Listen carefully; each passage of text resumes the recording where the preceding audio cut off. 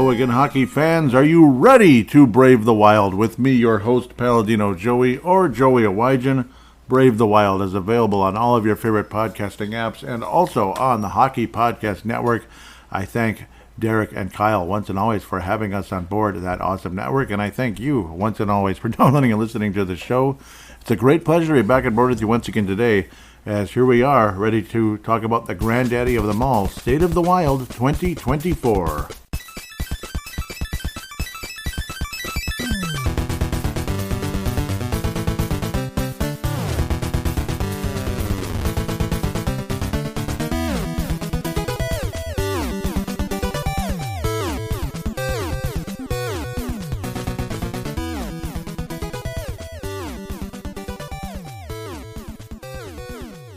Yes, it's already been a year since the last of one of these. Man, time flies. State of the Wild 2024, the annual granddaddy of them all. Of course, unfortunately, a non-playoff season, so our first in a little while, but, we used to have these all the time. Back in the early days of Brave the Wild never made the postseason. It was just like, nope. In fact, the last time the Wild had made the playoffs was when it was still paladinolive. I remember the Wild had lost to the Colorado Avalanche after winning the division. Funny, the Wild are still winless in playoff series where they have home ice advantage, which I think is off the charts ridiculous. Especially a franchise that's been around almost as long as the North Stars were here. So it's pretty silly, pretty stupid. The North Stars have already been gone longer than they were here. Feel old yet, anyone? Feel old? Anyone that you remember the North Stars leaving? Yeah, it'd be like going back to like the mid-'60s or something when the North Stars didn't exist. That's how far back. It's like a comparison, you know? Comparing things and such. Yeah, it's pretty weird. 63, yep. 93, 63. Now, in this case, it's 2024 and 1993. It's a big difference. But anyhow, the Minnesota Wild did miss the postseason, of course. 39, 34, and 9 on the season. 6th place in the Central Divisione, which obviously was crappy. Not a great way to end things. What did we have? 87 points on the season. That would have been 11 points out of the final playoff position, which Vegas wound up with instead of the Kings. But neither one of them had too much success in the first round. Looked like Vegas might have had success, but ultimately did not. St. Louis Blues were one spot ahead of the Wolves, the Wild. Why am I talking about the Wolves? 5-point difference there, 92 for St. Louis, 87 for the Minnesota Wild. It's no longer the days of, it doesn't take much to make the playoffs. You know, I just get pissed off when I hear people say that, it doesn't take anything to make the playoffs in hockey. Yeah, in the early 90s, when you'd finish 4th place still and you'd play the, Detroit Red Wings in the first round, you could be the 4th place team with you could be 10 games above 500 and still be in the playoffs. Nowadays, you can be 10 games above 500 and not make the playoffs. St. Louis Blues would have probably been one of the higher seeds back in those days. They would have been a 2nd or 3rd place team in the Norris Division back in those days. Now, they're out. The Wild with 87 points would have probably been in the playoffs, the 3rd place team, maybe something along those lines. Maybe we would have been playing the Blues in the first round of the Norris Division. Stars would have certainly have won that one by a country mile with 113 points. But no Stanley Cup for them either. Nah, boo-boo. So you got to love how Southern teams have been winning the Cup, either warm climates like Vegas or Southern teams like Tampa Bay and Florida winning Stanley Cups. So pretty wild. Teams like Edmonton, Toronto, Calgary, if I said Montreal, no longer hoisting the Stanley Cup like they once did on a regular basis back in the 1812s, basically, which is what it seems like. Kirill Kaprizov did lead the Wild in scoring with 96 points. That's also a country mile. You have to have dyslexia to notice the difference. Matt Boldy with 69 finished in second with 40 assists and 29 total points. Kirill Kaprizov led the Wild in goals. He did not lead the Wild in assists. Zuccarello still found a way to lead the Wild in assists with 63 points, 51 assists. Joel Eriksson Ek, extremely strong season. His first 30-goal season, and hopefully many more to come. Unfortunately, did miss 5 games. Kirill Kaprizov missed 7. So Joel Eriksson Ek with 64 points and plus 18 on the season. Jonas Bergin was a plus 22, but he missed extensive time, which he tends to all the time. Brock Faber, 47 points, 82 games, played all the games. Also had fractured ribs late in the season. Already could be already definitely on track to being the greatest defenseman in Wild history. Already, like it's pretty clear. Like he's probably going to be, him being Brock Faber, going to be the best defenseman in Wild history. He should be, as long as he stays healthy and he keeps moving on his projected track. What's going to happen with the goalie situation? Marc-Andre Fleury, of course, re-signed, so on and so forth. Philip Gustafsson, will he be on his way out? Is it going to be Jesper Wallsteed getting half of the time, all the time next year? We'll have to wait and see. So it's going to be fascinating to see how this heads. First segment, of course, will be putting a bow on the season. I'm going to try not to babble too much, if humanly possible. I don't know if it is humanly possible, but I'll try not to babble too much and prolong things and belabor things as we put a bow on the regular season. It wasn't a very fun year, though there were some good moments, I suppose. Some encouraging moments that wound up still being disappointing. Second segment is going to be looking at the future. Of course, looking at the cap, the present and the future. We may look at the cap a tiny bit in the first segment, but probably not much. Probably a good idea to save that for segment number 2. And then, of course, talking positively about the prospects and the prospects of certain players going forward, like Liam Ogren and Merit Kuznetsov. Will they both be in Minnesota? So on and so forth. A little bit at the mock draft. I am not an expert on hockey drafts. I'm not an expert on any draft. I enjoy the drafts very, very much, but I'm not going to come up here and tell you that I've got the answer for you, and this guy's the one. He's going to save the franchise, or whatever, or stay away from this guy. He's a clown. He's going to kill us. I'm not going to go either way with that, but obviously, take the best player available. That's going to be a spoiler alert into segment number 2. And segment number 3, what do you think it usually is? Fan interaction, and it should be a lot of fun. And we'll hear your opinions on who your MVP, biggest disappointment, and biggest surprise is. I'll give mine at the end of this first segment here, as we put a bow on the regular season. Again, a 5-game above 500 year, but nothing, again, to get overly over the top excited about, unfortunately, as the Wild out of the postseason. Of course, the preseason looks semi-promising, woohoo, but it's the preseason. It's always fun, though, and exciting. Like, the Wild only lost 1 game in the preseason, which, again, doesn't mean anything when it comes to the regular season, but at least you get hockey again. You open up the year against probably the best team in the league, the Florida Panthers, and you shut them out. Pretty crazy. October 12th, the Stanley Cup champion Florida Panthers. Well, it's not official at the time I'm recording this segment.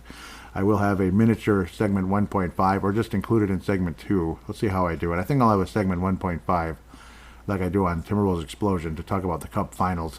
They're going to win, most likely, Florida. 3-0 lead on the Edmonton Oilers, who were a fairly surprised a Western Conference champion, Campbell Conference champion. Edmonton Oilers getting back for the first time since 2006. Florida Panthers getting back for the first time since 23, when they got steamrolled by a pretty good Vegas team, and Florida's magic wand ran out of magic points because guys started to get hurt, and guys that were already hurt got more hurt. 2-0 win over the Florida Panthers. Amazing start to the regular season. Like, holy cow. I mean, it doesn't get better than this. They're the defending Eastern Conference champion, and people like me think that Florida might actually win the Cup this year, even though I picked Carolina like an idiot at the beginning of the year. It got to be about February-ish, I think, this year. I was like, Florida. It might have been January, it might have been December, but Florida. Yeah, and I'm still stuck on that. I still think Florida's going to win the Cup. Yeah, I do, with a 3-0 lead. But yeah, we'll talk about that in segment 1.5. Serge Bobrovsky and all that. He gave up 2 goals and only 21 shot attempts. Philip Gustafsson picking up right where he left off with 41 saves. Little did we know he'd be a massive disappointment most of the year. Brock Faber would open up the regular season with his first goal of his career, and definitely a harbinger of what was to come this year. What an amazing rookie year it truly was for Brock Faber. Philip Gustafsson, not a harbinger of what his year was to become. And a 2-0 loss for Florida absolutely means bleeping nothing when you consider what Florida would achieve this year. Lost to Toronto 7-4. Reality sets in pretty quickly with a 7-4 loss to Toronto. I don't want to belabor this too much, but Brandon DeHame, one of his last goals with the Wild over the course of time. 7-4 loss at Toronto. 5-2 win over Montreal. This is October 17th. And then a 7-3 loss to LA, who again would beat us up all season. So crazy. 7-3 loss to LA in XL Energy Center. 5-4 loss to Columbus, and it's like, okay, what's wrong with these guys? Now they're starting to suck, and Philip Gustafsson's giving up lots of goals, and Marc-Andre Fleury's not so good either. He's maybe slightly better at the end of the day. The Wild would beat the Western Conference champion, soon to be Edmonton Oilers. They started off the year horribly as they made a coaching change and then went on an amazing winning streak, which would at least get them to the Cup Final eventually, even though they weren't on the same run or anything by the time they got there. But they showed ability to get to the Cup Final, and absolutely love that they're wearing, as they have Game 3 playing in the background here. Absolutely love that they're wearing the Gretzky-era uniforms again, which I think they should have kept the whole time. Some uniforms just don't need to go away. I mean, it's not, what are the Edmonton Oilers? Those weird reverse-looking logos? Those weird orange jerseys? Or that other weird thing? I don't even know what it is. It's like an outline of a jersey. Or this. This is way better. Or the semi-boring ones back in, the last time they went to the Cup Finals. Those weren't as interesting as these. They're kind of boring, They were. That was definitely a clutch and grab era in the NHL. Or at least the end of it. 06 is when things started to open up a little bit. 6-2 loss to Philly, 3-2 loss to Washington, 5-4-3 loss to New Jersey. Little we know what a disappointment they would be. We lose to New Jersey 5-3 next as we have opened up the month of November. 5-4 win over the New York Rangers, which is a very impressive win, but just so much up and down, and it's like, I wonder if Dean Jefferson's job's in danger. Nah, his job isn't in danger. We'll be fine. Wild would beat the Rangers, and then the New York Islanders a 4-2 win on November the 7th. See, everything's fine. We're going to be fine. 4-1 loss to the New York Rangers, a 3-2 loss to Buffalo. The Wild never beat the Buffalo Sabres. I don't know why. And then an 8-3 loss to the Dallas Stars on the 12th of November. Yeah, Dean Everson's in trouble. 2-1 loss to Ottawa. Yeah, Dean Everson's in trouble. He's in trouble. Yep, he's in huge trouble. And he's in really legitimate trouble. A 4-3 loss to Toronto. A 3-2 loss to Colorado. Yeah, and then you have a hapless meh, like we didn't even show up to play loss to the Detroit Red Wings, we being the Minnesota Wild. How many losses in a row? 1, 2, oh, now that's what I hate about touchscreen. I didn't mean to do that. 1, 2, 3, 4, 5, 6, 7 losses in a row. Losing to the Detroit Red Wings, a hapless loss. And it's like, I don't know, no, they're not going to fire him. I don't think he's in trouble, but maybe he is. It was kind of like a lot of back and forth in the local media on that one. They kind of knew, but they didn't want to, say it out right away. And then it's like, oh, we knew the whole time. Yeah, he's gone. Yep, Dean Everson gone, and Coach John Hines is brought in, and the Wild play a lot better because all the time there's a new coach, there's going to be somewhat of a sugar high. Way better defense, better goaltending magically. The goalies are magically better as the Wild would give up 2 goals in 2 games.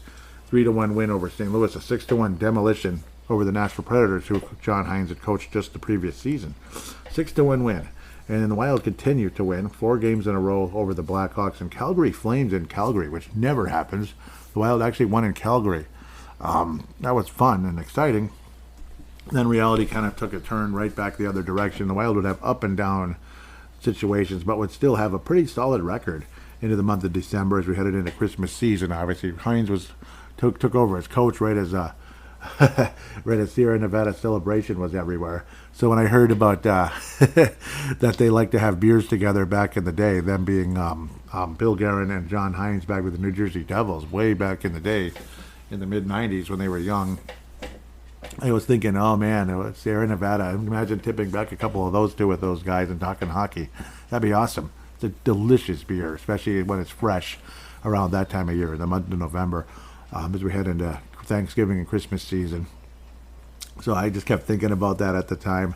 There'd be ups and downs, a 2-0 loss to Vancouver and a 4-3 loss to Edmonton, as Edmonton occasionally looked dangerous, and then eventually they started to really take over, and then ultimately they didn't wind up winning the Western Conference. Good for them. 3-0 win over Seattle was way below what we thought. 3-2 win over Calgary, 2-1 win over Vancouver, losing to Pittsburgh 4-3. That's where Hines and I believe Hines, I don't know if Hines was connected to Pittsburgh. I think it was more New Jersey, wasn't it? Or he was with Pittsburgh too, but I know what's his name. So there were multiple connections there. Bill Guerin and John Hines, but some of it goes way back, obviously. Yes, Hines was connected to Pittsburgh a long time ago. Not super long ago. A 4-3 win in Boston was a huge shocker. So it's just kind of back and forth, ups and downs, but generally speaking, the Wild were winning more than they were losing. And that's why they wound up with a winning record at the end of the year. generally winning more than losing, like a 4-game win streak beating Boston, Montreal. Boston again. We swept the Boston Bruins this year. Crazy. 6-3 win over Detroit, a hell of a lot better than that 4-1 hapless loss. But then, of course, every year we play the Winnipeg Jets around New Year's Eve and around the end of the year. And what happens? They lose. Of course they did. They lost both of them back-to-back, home and home. Winnipeg on the 30th, at Winnipeg on the 30th, and at home on New Year's Eve. The Wild lose them both, 4-2 and 3-2 respectively. So a great way to end the year, I guess. And that started a 4-game losing streak, and ended up losing how many out of? Jiminy Christmas, 8 out of 9 games before finally ending it. 3-1 to Calgary, 4-1 to Tampa, a 4-3 win by Columbus Blue Jackets, which kind of was in the middle there. 4-0 loss to Dallas, 7-2 loss to Dallas. Oof. I mean, this is when things got super ugly. I mean, real ugly around this time. So it's kind of like Dean Evison all over again. Regardless, if you think of John Hines is good or Dean Evason's is good or bad, Dean Evason's better, whatever. It was bad. 11-2 2-game stretch for the Dallas Stars around the middle of January. That was ridiculous. 4-3 loss to Philadelphia. 6-0 demolition embarrassment to the Arizona Coyotes, also known as the Utah Hockey Club, I guess, for now. So that is their temporary name, and if it becomes their permanent name, I'm going to riot. Not really, but maybe. Maybe in my own cute way. I'll start throwing hats around the apartment. Hopefully I don't break anything. But the color scheme is good, by the way, for the Utah. Well, I'll keep calling them Yeti, but that is one of the absolute finalists, so that's good. I think, yeah, that's going to wind up in fan interaction a bit. But yeah, Utah Yeti, the Venom, and blah, blah, blah, the Blizzard. So we're going to hear from Derek a bit about that as well because I posted about it. But Arizona 6-0 loss. Yikes. And this was in XL Energy Center. The team got booed their butts off. Oh, and then we showed up and beat New York Islanders 5-0. Okay, that's better. I mean, what the hell? This team is so up and down, it doesn't make any sense. We lose to the Tampa Bay Lightning 7-3. So remember back when we used to beat Tampa all the time when they were like super good, and then we'd beat them like 2-1 or something? Remember that? Or we'd barely lose, like in a close game because Vasilevsky was stopping everything. Well, the Wild swept the Florida Panthers. We got swept by Tampa, who was clearly the inferior team of the two this year, even though they were pretty much a miniature dynasty for a few years there. And then 6-4 win over the Florida Panthers at Florida. All right, kind of a weird game, but Bobrovsky wasn't so good in this one. But I don't know, the Wild were getting beat as well. Florida definitely an offensive-minded team. There's no doubt. But when Bobrovsky is good, he's really good. And when he's not so good, he's not so good. He was actually pulled from the game after giving up the 4 goals in Stolarz. Now, who was he on before? He's a pretty solid backup there. Gustafsson got shelled a bit as well, and then Fleury only gave up 1, but the Wild ended up winning. So both goalies were pulled. Kirill the Thrill with 3 points in the game, 2 goals and an assist. Hartman with a couple goals, who was up and down all bleeping season. That was annoying. Oh, what am I pressing here? So my apologies. But, yeah, it was an entertaining game, but the Wild escaped with a win and sweep the Florida Panthers this year, which is really weird. Wild went on to beat Carolina 5-2, arguably the biggest win of the whole season in Carolina. A lot of people see them as one of the best teams in the league, and I do too. 6-2 win over the Carolina Panthers. So you beat Florida and Carolina in, 2 games in 3 nights, basically, if you know what I mean. And that's after getting demolished by Tampa 7-3 the day before the Florida game. It's pretty weird. 5-3 solid win over Washington, and then of course lose to Nashville and Anaheim to wrap up the month. Annoying. That was the month of January before there was another bye week, and I mean a really long one. Was that the All-Star break? Yes, that was the All-Star break. I guess that's what we call that, the All-Star break. Yeah, it's exciting. And then the Wild would win 4 in a row. See, it's just back and forth. You win 4 in a row, you lose 3 in a row. You win 5 in a row, you lose 4 in a row. You win 3 in a row, you lose 5 in a row. I don't know. It was just an annoying, streaky team. It was streaky all season. 2-1 win over Chicago, who's nothing anyway, but yay, woohoo. Pittsburgh Penguins, a 3-2 win, a 5-3 win over Vegas in Vegas. That was one of the bigger wins of the year, and we actually won in Arizona this time.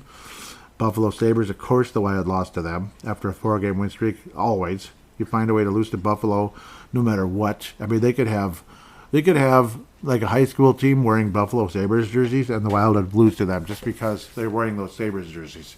You know, it's just the way it is. A 10-7 demolition. Weird. What the heck is this? Like high school, or I don't know. Not even high school. Like I don't know. Pee-wee game. 10-7. 10-7. That's hockey. Okay, sure. It's hockey. 10-7. So of course we have to look at this one. Casey DeSmith was on the ice for the entire 8 goals. 2 of them were empty netters. 10-7. I just can't believe it. He allowed 8 goals, Casey DeSmith, who shut us down pretty bad earlier in the year. Shut us down pretty bad. It was a very frustrating loss. And then we score 8 goals on the guy. I don't get it. I don't know. JT Miller got a hat trick. Joel Eriksson and Kirill Kaprizov got a hat trick in this wild, crazy game. Both 3 goals, 3 assists, 6-point games. Marian Gaborik, best game of his career type of night, basically. Gustafsson, again, the guy who was the recipient of the majority of the goals given up in this one, because he was lousy this year. 5 goals against on 16 shots. But even Fleury gave up 2 goals, and that was annoying as well. But what the hell, 10-7. What the hell, man? Joel Eriksson was actually leading the club in goals scored at the time until Kaprizov got hotter and hotter as the year progressed. Joel Eriksson had 27 goals already, so the goals kind of stopped for Joel. So his scoring shut down a bit. He was on pace for like 80 points around that time, was Joel Eriksson. But again, after just like the 3-2 Buffalo loss and then the 10-7 weird, crazy Vancouver game, of course you're going to lose the next night because both goalies are going to be tired going into a back-to-back into Winnipeg. Big surprise there. 6-3 loss at Winnipeg. 4-2 win over Edmonton. 5-2 win over Seattle, who hasn't been a whole lot of anything, and then a loss to Carolina at home. 6-1 loss to Nashville Predators. Yuck. 3-1 loss to St. Louis. 4-3 win over the Sharks, who are the worst team in the league, and a 5-2 win over Arizona in the month of March here. 2-1, where on my brother's birthday, but also in Colorado, and I'm 99% sure, yes, this is Brandon Duhaime's first game. This is after the trade deadline and all that. Brandon Duhaime's first game as a Colorado Avalanche forward, and my nephews were in attendance with their grandpa, David Kostek. That's my brother's father-in-law. So all in attendance for this one. Not a bad game. Well, defense, and Brock Faber scored the goal for Minnesota. So they got to see Brock Faber score a goal. That's pretty cool. With Cale Makar in attendance in that game, of course. One great defenseman and another. The Wild, unfortunately, would lose the game. McKinnon with a couple of assists and such. But this was definitely a highlight type of game. They also have Casey Middlestad after the trade deadline and such did Colorado. Cute little move with Brandon Duhaime, but they also acquired Casey Middlestad, of course, of was it Eden Prairie here? Locally, and of course the Govers for like a 5 seconds. He didn't even come back for a junior year, or sophomore year, did Casey. An up and down freshman year, but it finished pretty strong, and then he left. Damn it. That was disappointing. 2-1 loss to the Avalanche. My nephews were in attendance, and the weather looked pretty damn cool there, as obviously slightly warmer climate than here on March the 8th. 4-3 win over Nashville. We finally beat those buggers.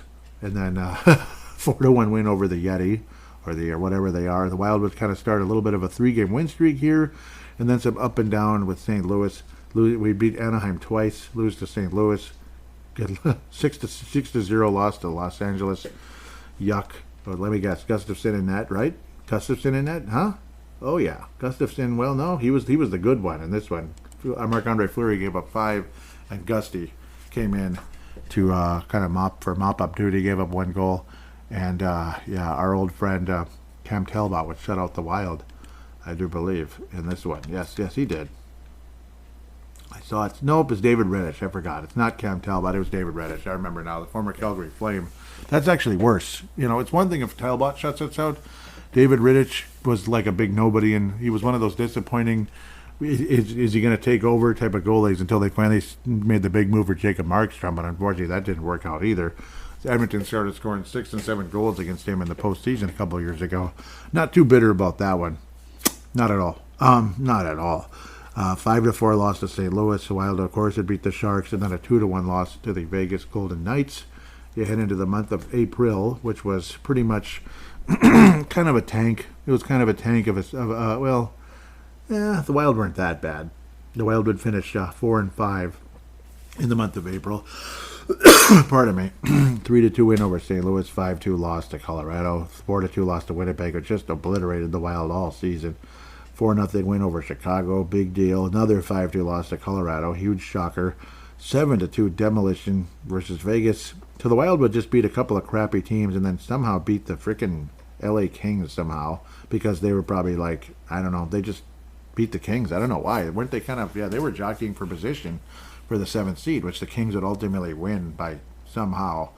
And the Wild would lose to the Seattle Kraken to wrap up the season 4-3, where both teams were immensely disappointing. I think most people thought both the Wild and the Seattle Kraken would be in the playoffs, but I suppose there were a bunch of people that thought the Wild would take a step back this year. I had a feeling they might, but I didn't predict that in the season preview at all. What did I have the Wild finishing 3rd? I thought maybe they'd drop back a little bit, but not as much as they did. They dropped to 6th place and be completely out, despite having a winning record. But a winning record that wasn't all that impressive in so many ways. It was actually flat out disappointing in so many ways. So I didn't belabor this and make this overly long, to bore people, but at the same time went into detail a bit because the ups and downs of this season were all over the place. You had one game you went 5-2 over Carolina. It's like, damn, that's really good. And then you lose 6-0 to Arizona. It's just like, what the hell? And then of course there's always that Winnipeg loss just waiting there, and the Kings crushing the Wild.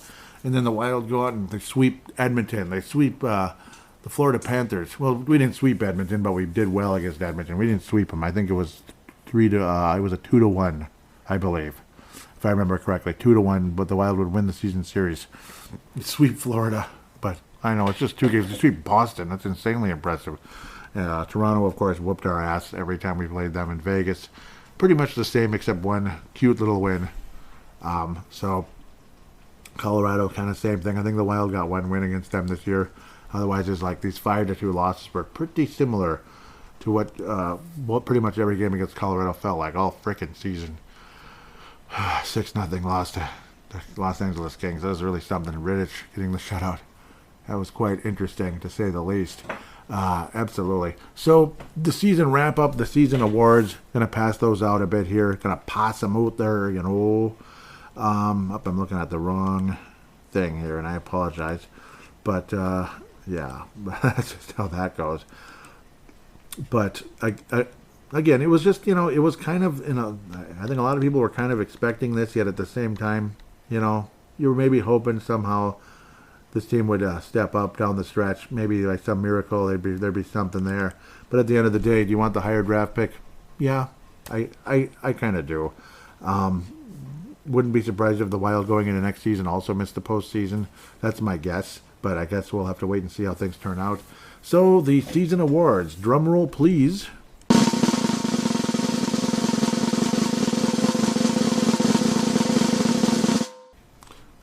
Good job. No, I had to say that. I'm a little weird. The MVP, for me, well, not everybody's going to agree with this one, but, it does feel like a consensus. It's going to be Kirill Kaprizov. I'm going to go with Kirill Kaprizov, partially because I don't know. I mean, I could possibly give 2 awards to the same guy. You might guess who that guy might be, maybe. The MVP and the other positive award, definitely not the negative one. But Kirill Kaprizov is going to bring in yet another Most Valuable Player award. It possibly could have gone to the other player, and he just might get it next year. You could, again, probably guess who that guy is. He happens to play on the other side, or the blue line, you could say. Kirill Kaprizov, 75 games, 46 goals, 50 assists, 96 total points. He was a plus 11. He was up and down at times, but generally speaking, when Kirill Kaprizov, obviously he didn't start off the year so great. Kind of still recovering from that weird, believed to be groin injury. Was it groin or thigh? Groin, thigh, kind of something like that. Upper leg area.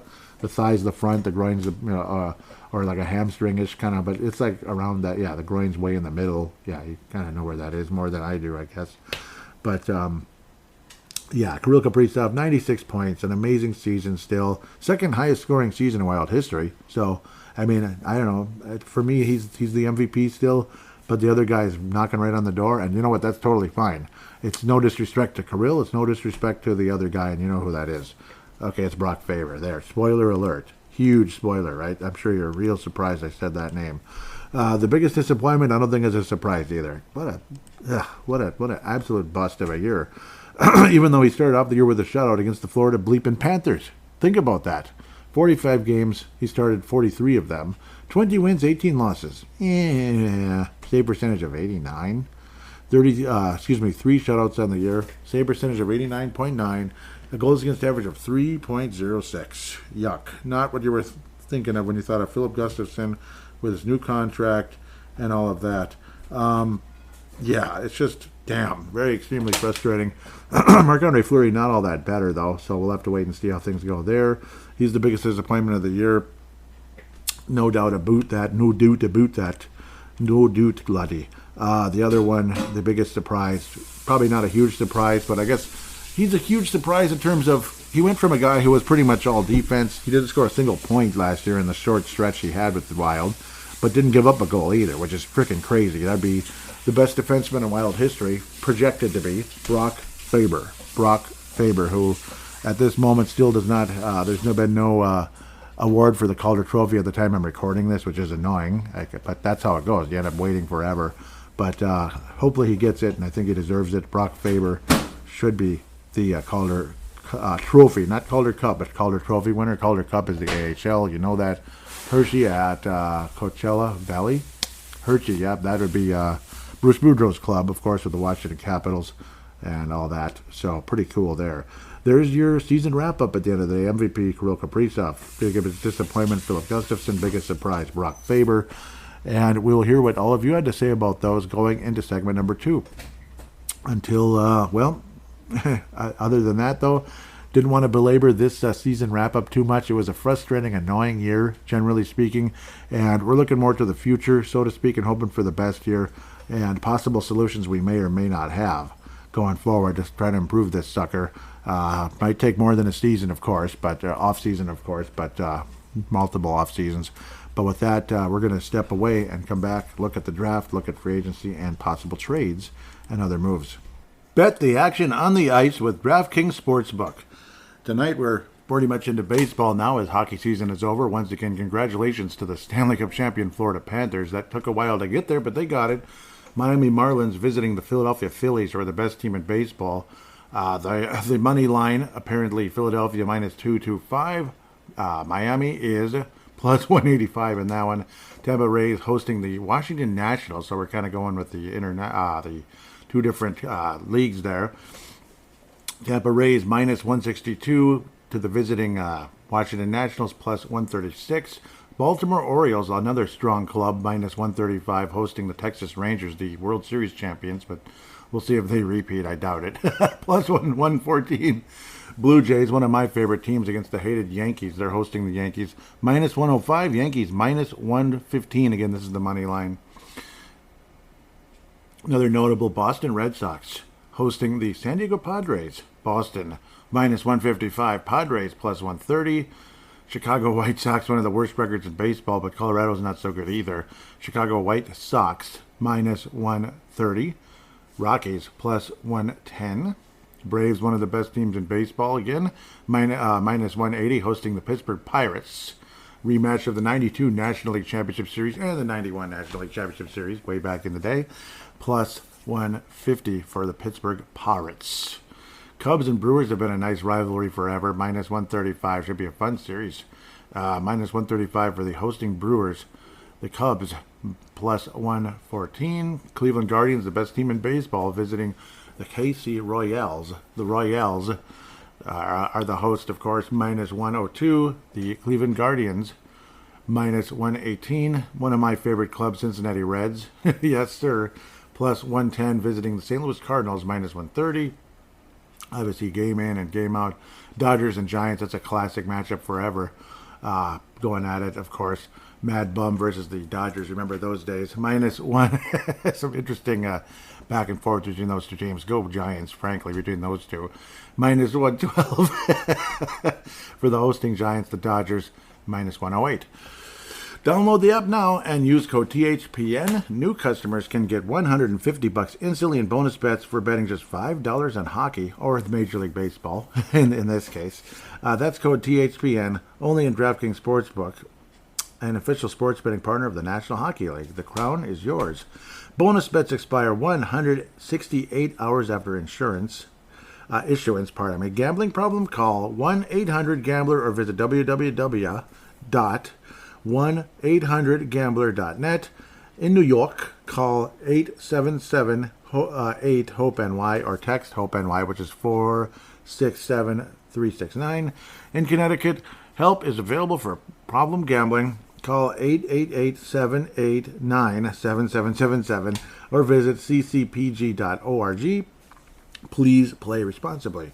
On behalf of Boot Hill Casino and Resort in Kansas, 21 plus age varies by jurisdiction, void in Ontario. Bonus bets expire 168 hours after issuance. See dkng.com/hockey for eligibility and deposit restrictions, terms, and responsible gambling resources. NHL and the NHL Shield are registered trademarks of the National Hockey League. Copyright 2024. All rights reserved.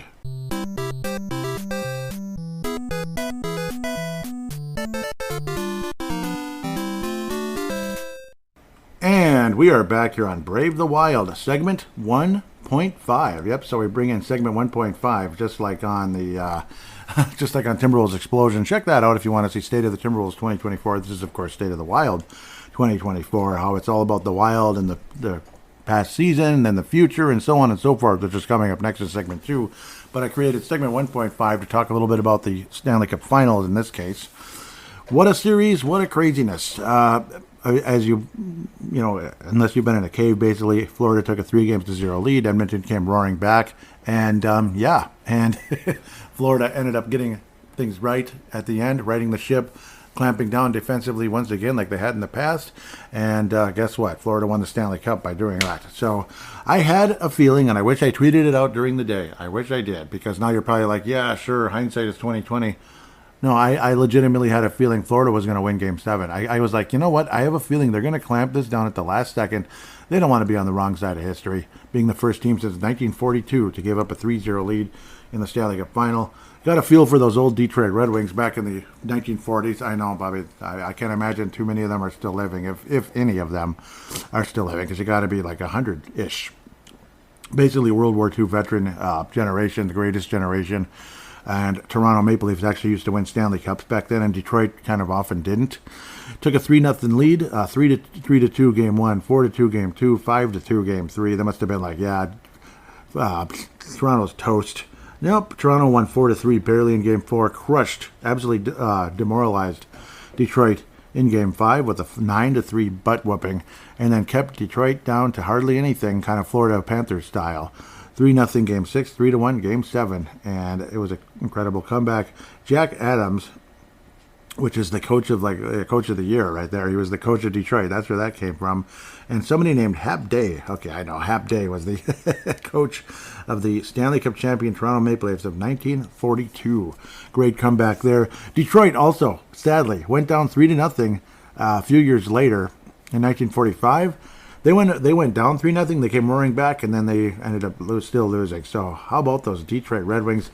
The next year, though, Detroit took a 3-0 lead and won the Stanley Cup. So I guess you can't feel too bad. 1943, the Battle of Midway. No, the Battle of Midway was actually 1942, and that Stanley Cup Final took place about a month or 2 months before the real Battle of Midway, the one where Detroit blew the 3-0 lead. The next year, Detroit did not blow the 3-0 lead. They annihilate the Boston Bruins, keeping them to 2 shutouts to wrap up that series. 4 games to zilch. 1944. I'm just doing this for fun. Montreal sweeps the Blackhawks. Interesting final there. And Toronto again took a 3. It's Toronto and Detroit again. So Toronto was definitely in the head of the Detroit Red Wings. I forgot that it was actually Toronto. That's why I had to make sure. Toronto took a 3-0 lead. Detroit came back. Think about that. They won in overtime in Game 6, 1-0, and then Toronto 2-1, very similar to Florida. Righted the ship in Game 7. Toronto does not blow the 3-0 lead. Detroit was about to get revenge on what took place 3 years prior. Well, the war ended in 1945, but Detroit's frustrations with Toronto did not end. The war on Canada. No, I'm kidding. Apparently, Detroit and Toronto are actually geographically insanely close together, which added to that. Like, close enough that Lou Nanne was actually a Detroit fan back in the day, not a Toronto fan. So, interesting to think about how things go there. But kind of sad in a way for Detroit. Must have been frustrating as all get out. Montreal and Boston, that's a classic Cup final. But 1942, obviously, that history was not made, but it was very similar to 1945. 3-0 lead built, 3-0 lead lost, and you still end up winning the Stanley Cup anyway. Congratulations to the 1945 Stanley Cup champion Toronto Maple Leafs and the 2024 Stanley Cup champion Florida Panthers 79 years later in that case. So, yeah, it's a lot of history. Florida, obviously, a 3-0 win in Game 1, 4-1 win in Game 2. You could just kind of feel things turning a little bit in Game 3. Florida's barely able to get past Edmonton in Edmonton, Alberta. And, I would have been happy for whoever won this Stanley Cup. A little bit happier for Florida considering the fan base. It's just, I know most people think, oh, Florida, big deal. And, of course, they already got 3 cups with the Tampa Bay Lightning. But no, when it's your team and the team, a few hundred miles away on the other side of the state, well, on the Gulf of Mexico side anyway, where you're on the Atlantic, which is arguably much better than the Gulf. It's just nicer, I guess. So they say. Not that I would know, because I suck. Just kidding. 3 cups for Tampa, but it's kind of like the Islanders and the Rangers. Like, yeah, you're the redheaded stepchild. Nah. They even have a red head on their logo. See? It's red. Where it says Florida, it's red. See? Yeah, they're the redheaded stepchild. Concluded. Where Tampa won the Stanley Cup in, 2004 over Calgary in an epic 7-game series, kind of like this one. And years later, they took care of Dallas and Montreal. Montreal was not too big of a challenge. But, even Dallas was definitely a pretty big underdog at the time, despite the fact they ended up being a better and better team in the last few years. But thankfully, no Stanley Cups in Dallas. We'll have something to say about Ryan Suter here in a minute if I don't forget. Kind of funny. Funny as hell, actually. But, Florida doesn't have to be the redheaded stepchild anymore. They got their Stanley Cup, and they had to beat a damn good team to do it. I know a lot of you might think Edmonton's a good team. Come on, Joey, get out of here. They played like idiots for years, selfish or whatever, just kind of looking for offense, looking to score, It's all about me. It's all about us two, the 2 stars. But over the years, they've definitely improved. Obviously, they kicked Calgary's ass in the second round. I remember that. Calgary looked good. But then all of a sudden, it's like, okay, Edmonton had 6 goals in this game. Yes, Calgary went nuts and had like 9.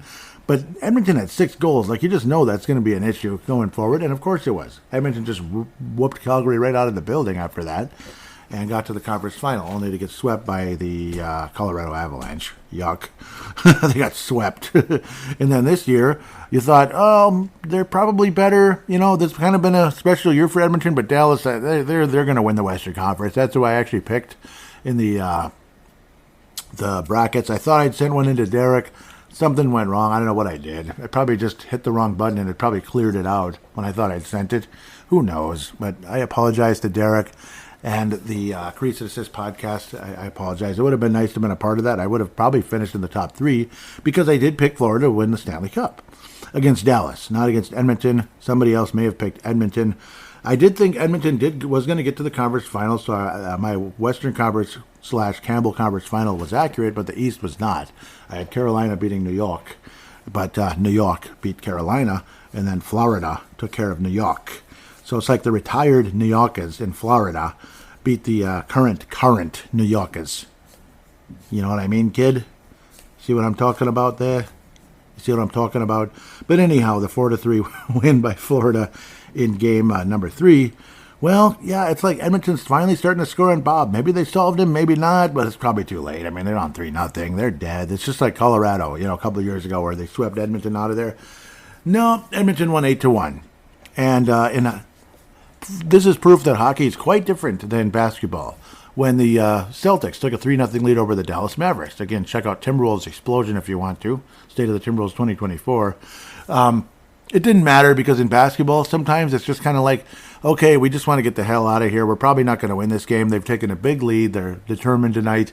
We don't want some crazy freak injury to happen to like one of our best players or something, like ankle crack, like you turn an ankle real bad and you're bleeped, and now all of a sudden something crazy might happen here with injury. You just kind of like let it go. In hockey, it's different because there's a goaltender between the pipes.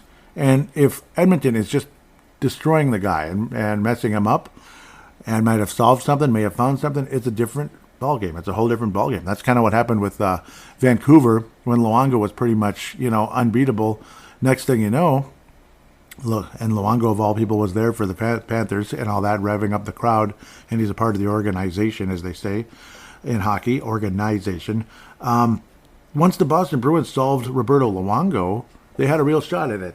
I remember, though, it looked like Game 6, Roberto Luongo had righted the ship and everything was going to be fine, but then Game 7 happened and it was all Boston, kind of like all St. Louis. It was kind of very similar to that series, St. Louis and Boston.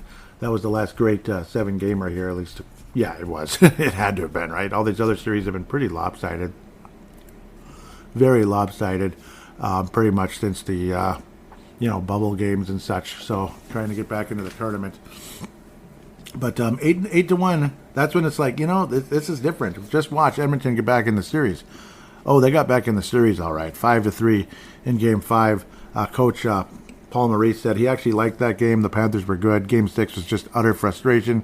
Looked like Florida had a chance. They had an offside called that could have put the Florida Panthers up 2-1. Unfortunately, it just wasn't the case. Maybe Florida would have put the clamps down and won the hockey game in 6 instead of having to go to Game 7. Instead, the floodgates opened, and you got to see Paul Maurice just getting absolutely frustrated, losing his mind in the game. And I felt for him. You're Paul Maurice. is an interesting story. A very interesting story. I want to dig into Paul Maurice right now. Think about like you're good, like you're in a workplace. Take this however you want, by the way. To those of you that may know me well, you're in a workplace. You're good. You're qualified. You're this, you're that. But then you just end up losing out for whatever reason. You end up losing in the end, and it's like insanely frustrating. And that's kind of what it was like for Paul Maurice in a lot of ways, losing the Cup Final in 2001 to the Detroit Red Wings. Insanely frustrating. Can't even imagine. But what's also interesting is how young Paul Maurice truly was when he started coaching in the National Hockey League. Put it this way. Paul Maurice is 57, right? He's 57. You understand? 57? Yeah. He coached in 2001. Oh, but he didn't start coaching in 2001. He was the last coach of the Hartford Whalers. Mid-90s. What do you think of that? That's a young guy. That's a guy in his upper 20s. He started coaching. He was an assistant for the Hartford Whalers. He's the last coach of the Hartford Whalers. Oh, the last coach of the Hartford Whalers. He must be like 75 years old. That was, 25, 30 years ago. No, he's 57. Isn't that something? Hartford, of course, their last 2 years did not make the postseason at all. Started off as an assistant in 95, 96. He was at the Detroit Junior Red Wings. He actually won the championship. So go Paul Maurice in the OHL. Won the championship. But he must have been an older player. Jeez, yeah, he must have been. Then he becomes an assistant the next year, 95, 96. Hartford Whalers, the year the Bulls won the NBA title, and the Colorado Avalanche moved from Quebec to Denver, and won the Cup. Yeah, all of that cute stuff. That's just the darndest thing. And midway through the year, 95, 96, midway through the year, Paul Maurice takes over as head frickin' coach of the frickin' Hartford frickin' Whalers at, my God, he was 28, 29 years old. Must have been about 28, yeah, he turned 29 in January. So, yeah, there were only, 12 games into the season when he took over as the head frickin' coach of the Hartford Whalers. He was 28 years old. And he's pretty much been a head coach ever since, for the most part, in the NHL, for the most part. Looks like that, that 1 year never happened. 04-05 never happened. So it's not like he didn't coach that year. Nobody coached that year. Had a couple of stints outside of the NHL, but we'll get back to it. So Hartford Whalers, 95, 96, all the way up to 03-04. Lost in the finals finals or final or whatever in 01-02, excuse me, to the Detroit Red Wings. My bad. I always get that Colorado 01 and Detroit 02. I always flip-flop those two teams for some reason. You know, the Ray Bork team. Yeah, that team. That was awesome. Lost in the final. It's like, man, it was so cool. Carolina Hurricanes are in the Cup Finals. That would be so cool if they could beat the stinking Detroit Red Wings. I'm so tired of them. Sick of the Red Wings. Go away. They beat them in 5 games. And then he missed the playoffs, winds up with the Toronto Marlies in the AHL. He lost in the first round. Not really great playoff success until later on, returning to the Carolina Hurricanes after a couple of failed stints, a couple of failed seasons with the Toronto Maple Leafs, going from the AHL to the NHL. Missed the playoffs twice with Toronto, goes to Carolina, takes over, which is obviously, it's just ironic how he went back there again. 08-09, got to the conference final, but lost there, unfortunately. He took over as head coach mid-season, essentially, and then missed the playoffs, and was let go eventually at the end of 2012. And then he went to Metalurg, I believe. Yeah, I mean, we've had, isn't that where Urov plays? So pretty cool. They lost in round 1. He was in the KHL for a year, was Paul Maurice. And then out of the playoffs with the Jets. A lot of frustration there. Super talented team, but super frustrating at times as well. Got beat in 2018 by the Vegas Golden Knights in only 5 games. Yep, beat by the Golden Knights. Miracle team that year as they starting off there. Well, obviously very well, well compensated. Well, they paid a lot of money in the NHL to get, a lot of benefits in the expansion draft and such. Yeah, it's a gold mine in Vegas. There's no doubt about that. But then, that was the farthest he'd get with the Jets. Got extremely frustrated. Eventually just said screw it and resigned. All of a sudden resurfaces the Florida Panthers of all teams. Gets them to the finals, losing to Vegas again. After losing to them in the conference finals years before. Lost to Vegas in 5 games. Florida had a miracle, amazing run. Best record in the league with Andrew Brunette taking over for the fired Joel Quenneville because of off-ice stuff that had been building up for many years, unfortunately. Bad reputation with things going on there. I'm not going to get into that because it's not my place right now. It's just not. Resurfaces with the Panthers of all things because they didn't want to keep Andrew Brunette. Did the Florida Panthers. They didn't like the way that team with a great record lost in the second round. And Florida had just terrible postseason success outside of that 96 team that ran into the Colorado Avalanche. Got smoked. So, obviously, very good team. Pavel Bure and such. Great team. But ended up not winning the cup. I think I'm getting it mixed up with someone else. But, Pavel Bure. Yep, he was there. And he was with Vancouver as well, of course, when they had cool uniforms. But, that was the only playoff success Florida had. They had it super early. And then it was like always, if they even made the playoffs, they'd lose right away. I suppose they got to the conference finals once. I think they lost to the 2012. They must have lost to the New Jersey Devils that year. That's why they lost to the Devils. It was kind of a miracle run, unexpected. Bunch of Cinderella finalists in those conference finals. Like was it LA and Phoenix? That was crazy. Or Arizona, Coyotes, and then. Florida. Can you imagine if it was Florida versus Arizona? And at that time, when nobody saw Florida as like a really special team at the time, pretty crazy. But now I'm going off into other rabbit holes. Resurfaces with Florida, gets them all the way to the finals. You think, well, yeah, they probably should be there. They're really good. But then, injuries caught up, and the Magic Wand ran out of magic points. As you're thinking about RPGs and such, just not enough magic points left. They just ran out, and they didn't have any ethers or anything. They certainly didn't have any elixirs. To combine with injuries, and magic points were all ran out, and Florida got slaughtered basically as that series continued, unfortunately for them. This year, well, it is what it is. They came back more hungry. They came back ready to go, basically. Had the best record at times, kind of hung around the best record most of the year, close to it. Doesn't matter if you get the best record or not, but as long as you're extremely competitive and in the mix, and Florida hung on. And I just was like, Florida's going to win this year. Florida's going to win this year. Florida's going to win this year. And they did. But it took a hell of a lot of effort. So crazy. It took a hell of a lot of effort staving off the Edmonton rebound in those 3 games. But they did. And they put the clamps down. Bobrovsky was able to solve what he needed to after it looked like he'd been solved in a big way Matthew Tkachuk, not a big factor in the Cup final. Obviously, again, Skinner did a hell of a job. McDavid was historical, and good for him. Connor McDavid, very historical Stanley Cup final. There's no doubt about that. Won the Conn Smythe Trophy, did not come out. I have no problem with him not coming out. We'll hear more about that in fan interaction, of course, coming up. It's just a little bit of commentary there. Yeah, I have no problem with it, whatever. He's obviously, it's frustrating, it's heartbreaking. The guy, losing 2-1 in Game 7 after coming back. All those emotional swings. Yay, I won a Conn Smythe Trophy. It's amazing, it's historic. You're a part of history. You're there with the Wayne Gretzkys and all them, which must be unbelievable. Must be an awesome feeling. Sorry, I'm trying not to cough to death here. I don't know why. But an amazing, an amazing postseason for Connor McDavid. Draisaitl, they got it all together. Skinner obviously hung in there after getting shelled early by Florida. Kind of put the clamps down. But, I'm not mad at Connor McDavid for not being out there.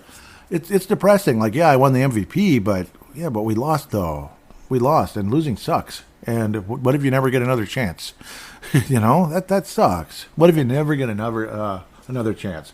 Thankfully for Jean-Sebastien Giguère, he did get a Stanley Cup a couple of years later, which leads me to Corey Perry. Very briefly, obviously, again, he lost 4 cups in the 4 Cup finals since the pandemic. So pretty wild to think about losing to Tampa twice, and then joining Tampa and then losing to Colorado, and now losing as a member of the Edmonton Oilers in the Cup final. So we'll hear from Derek about that. He wasn't all too, he wasn't all too sympathetic, and I understand, so we'll get back to that. Corey Perry did win the Stanley Cup in 2007. I did not like that Anaheim team at all, but it is what it is. They won. They were the best team that year, so whatever. They were tough. They were everything, well coached, good goaltending, so on and so forth. They deserved it. Kind of like this Florida team, I think they deserved it, and I was very happy for Paul Maurice, of course, getting over the hump, which, again, some of us would like to get over the hump as we've applied for many jobs. Some of us trying to move up in your company, and you feel like you're just stuck, you're better than the person, that always loses out at the last second. You're better, and I could imagine Paul Maurice with that feeling. Losing the final there, losing the final many years ago, losing in conference, this and that, and then finally, boom, he wins it all. So very happy for Paul Maurice. I could just imagine, he said something naughty to the Stanley Cup as he was bending down. I'm just envisioning, you didn't get away from me this time, you mother effer. I'm guessing that's what he said. I'm just imagining that's exactly what he said. So, and then he said F yeah or F yes, whatever, as he held the cup up and closed his eyes and felt the weight of that cup in his hand. So great. Barkov, obviously wonderful story, wonderful leader there in Florida. Major respect to him as well. Congratulations to Dmitry Kulakov, who used to be the Minnesota Wild defenseman that we just kind of traded away for cash considerations to make a roster spot. But he was a factor. What did he score a point in the final game? Didn't he have an assist in one of the... I think he assisted on the game-winning goal. That, must have been amazing there. Sam Reinhart scored the cup-clinching goal, and Dmitry Kulakov with his second assist in the postseason. And Farter, wow, that was bad. Carter Verhage, also scoring and assisting in the 2 goals. I'm leaving that on there because you can laugh at that. Go ahead and laugh at me, damn it. Hurts my feelings, but go ahead and laugh, okay? Laugh. Sam Reinhart, all the frustrations he went through years ago as well. A lot of guys that were, it's kind of like the Spurs in 1999. A lot of guys that were frustrated, it's the NBA, of course, frustrated with other teams, like, Avery Johnson and such, and then they all kind of joined together, and then they play way better on this particular team, and it's like, damn, this team was great. It was a great, stacked Florida Panthers team, and I think they could win another one. But I am picking the Edmonton Oilers, earliest prediction possible you can have, right after the Cup Finals. Edmonton wins the Stanley Cup next year. They've proven to me that they can, and I think they will. Be very surprised if Connor McDavid and Leon Draisaitl go Stanley Cup-less the rest of their career. I think that'd be terrible, actually. I don't think they're going to be the Dan Marinos of hockey. I just don't think so. So sorry if this was really long, but a lot to say. It was a great series and lots of history with the guys like Paul Maurice and such. Paul Maurice, I had a lot to say about him because, he's very relatable in a lot of ways. He is. Some of us get a little vulgar sometimes when we get frustrated when normally maybe we're not vulgar. But when you get frustrated, you just can't handle it, damn it. It's too much. And, well, you can't handle the fact you're losing because it's bullcrap, that kind of thing. I'm glad it didn't slip away. You didn't get away from me this time, you MFer. I'm just imagining that's probably what he said. I'm just envisioning that's exactly what he said. Maybe I'm totally wrong. Maybe I'm a soothsayer. I don't know. No, I'm not a soothsayer. I refuse to claim that title. Refuse. But with that said, congratulations, Florida. And, well, let's move on to segment number 2 and look towards the future with the Minnesota Wild. What do you think of that?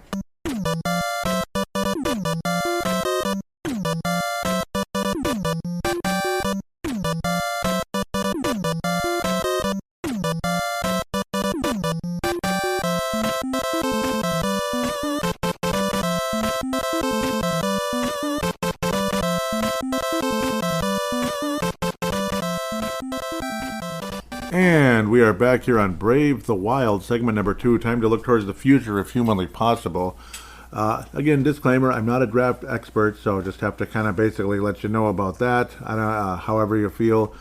I mean, none of us really truly are. Some people know more than others. Obviously, love Derek Felska's work. Do check out Crease and Assist, of course. Crease and Assist podcast.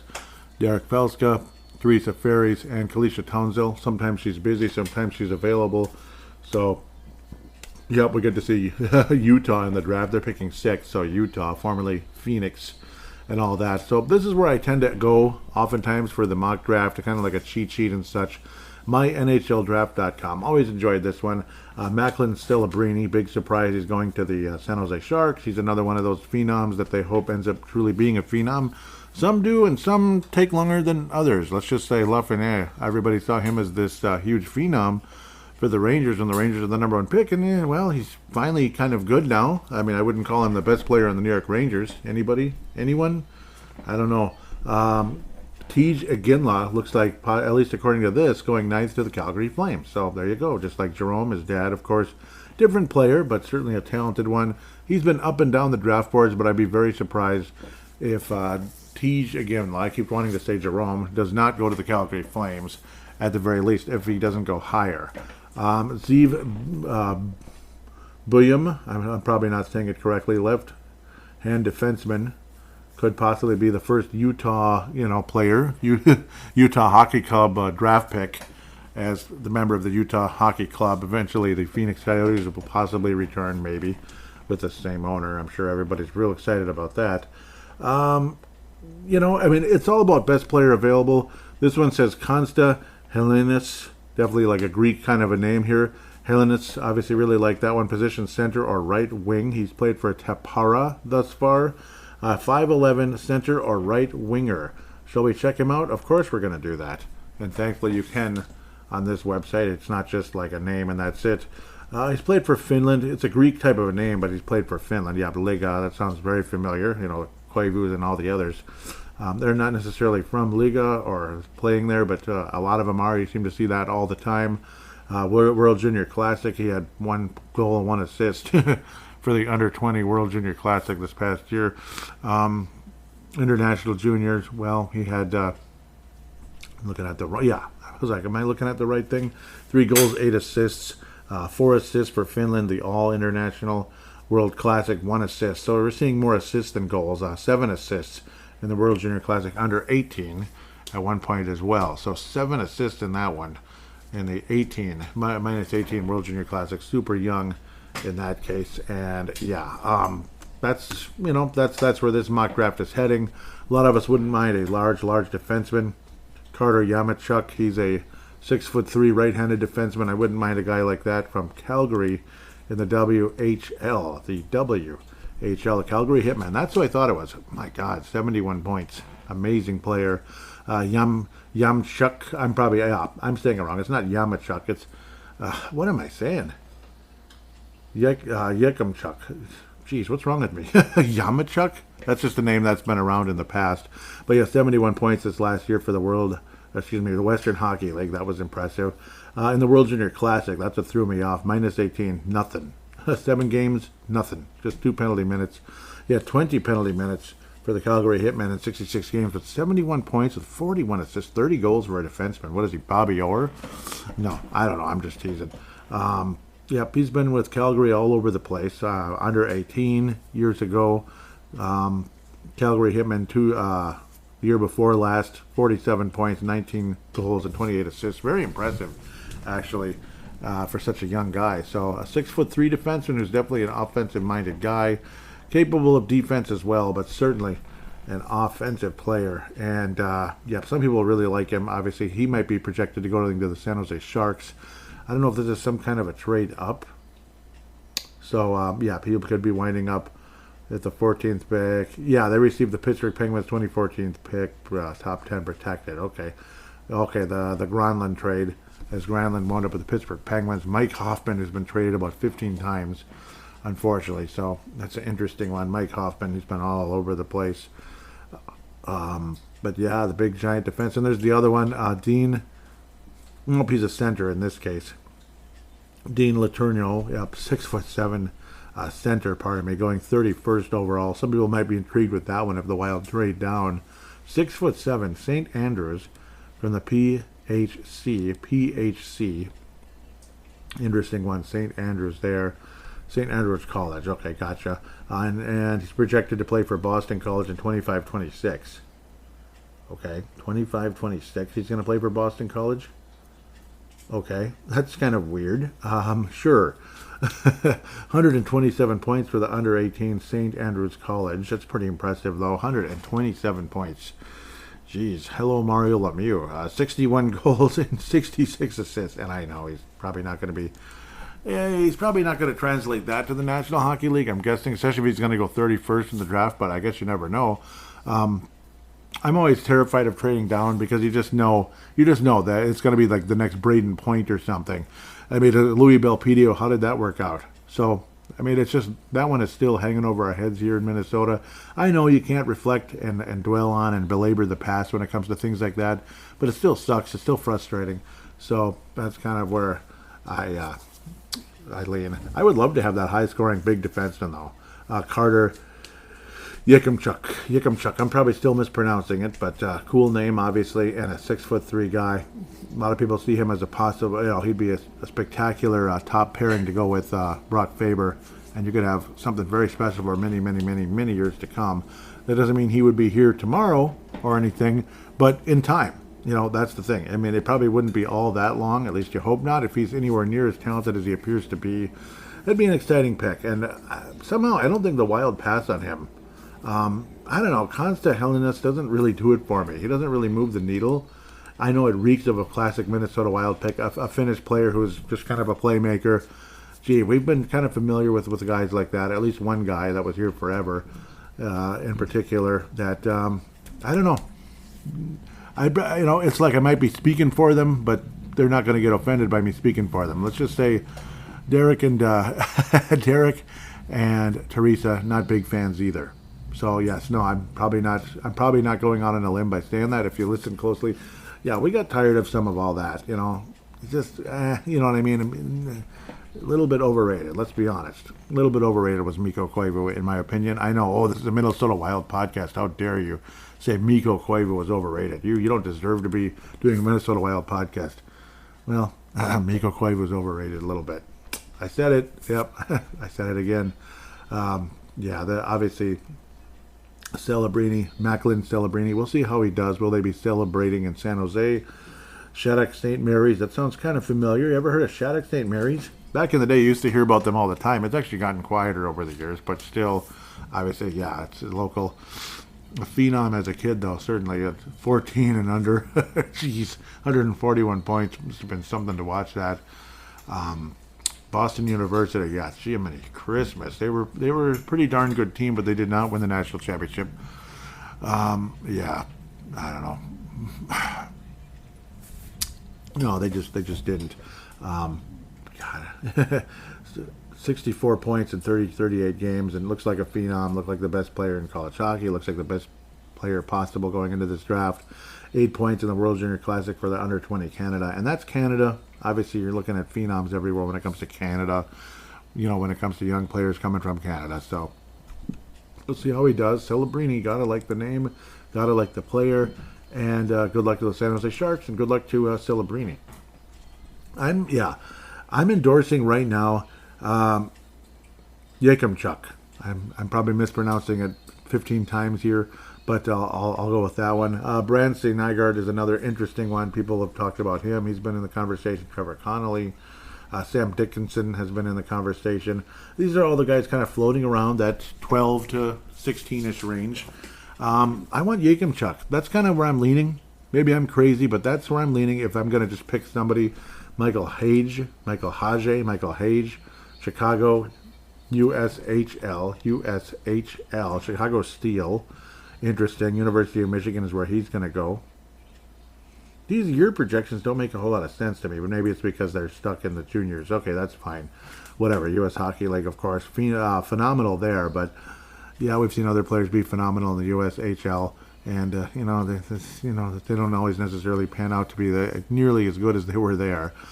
75 points in 54 games. That's absolutely spectacular for him. Michael Hage, looking like something there. And I know people are probably laughing at my back and forth pronunciations right now, and thank you very much. Yakimchuk, though, is the one I've been kind of hearing the best about in a lot of ways. Been really like what I've been hearing and what I've seen. Again, not a draft expert, but at least I have some ability here coming forward. He'd be an interesting one. Not sure where the heck Yzerman is turning out. I know some people do want him. He's more of a pure scorer type, Yzerman, but obviously he has some other areas where he needs to improve, obviously, because there's more than just scoring ability. But I'm not even seeing him in this first round projection, and that doesn't sound right to me. You'd think he would be there, but maybe he is slipping. Maybe a trade up later on to get him. We'll see. Later on, obviously not right here. I think Yakimchuk is the guy, in my humble opinion. That's my guess. That's who seems to be the best player available there when you have a defenseman that's capable of numbers like that and that big size. You could be possibly replacing a Jake Middleton, with a better player in the not too distant future. I mean, that's the way to look at it at the end of the day. So speaking of going into the future and free agency and all that, what are the Wild going to do with free agency? Obviously you want to look over the cap and all that. There definitely is that. Yeah, there's no doubt. I'm going to say one other thing real quick also. I know it's been talked about to death, just like, what's her name? Just like the college basketball player coming from Iowa, Caitlin Clark. It's been talked about to death when it comes to Natalie Darwitz. Obviously, congratulations to the champion Minnesota hockey team, basically is what they are. They don't even have a name, which is annoying. I wish we could get some names. Apparently a name will come in August. Hopefully it's nice and it's creative and it's a cool name. And I'm really pleased that they won the championship. It's a nice comeback story, considering how they barely made the playoffs. It's funny how they get the third pick in the draft, but there's only 6 teams anyway. Derek and Teresa talked about the PWHL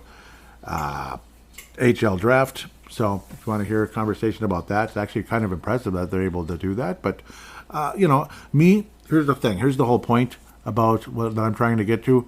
It's nothing personal, but I'm basically unable to keep up with that. You know why?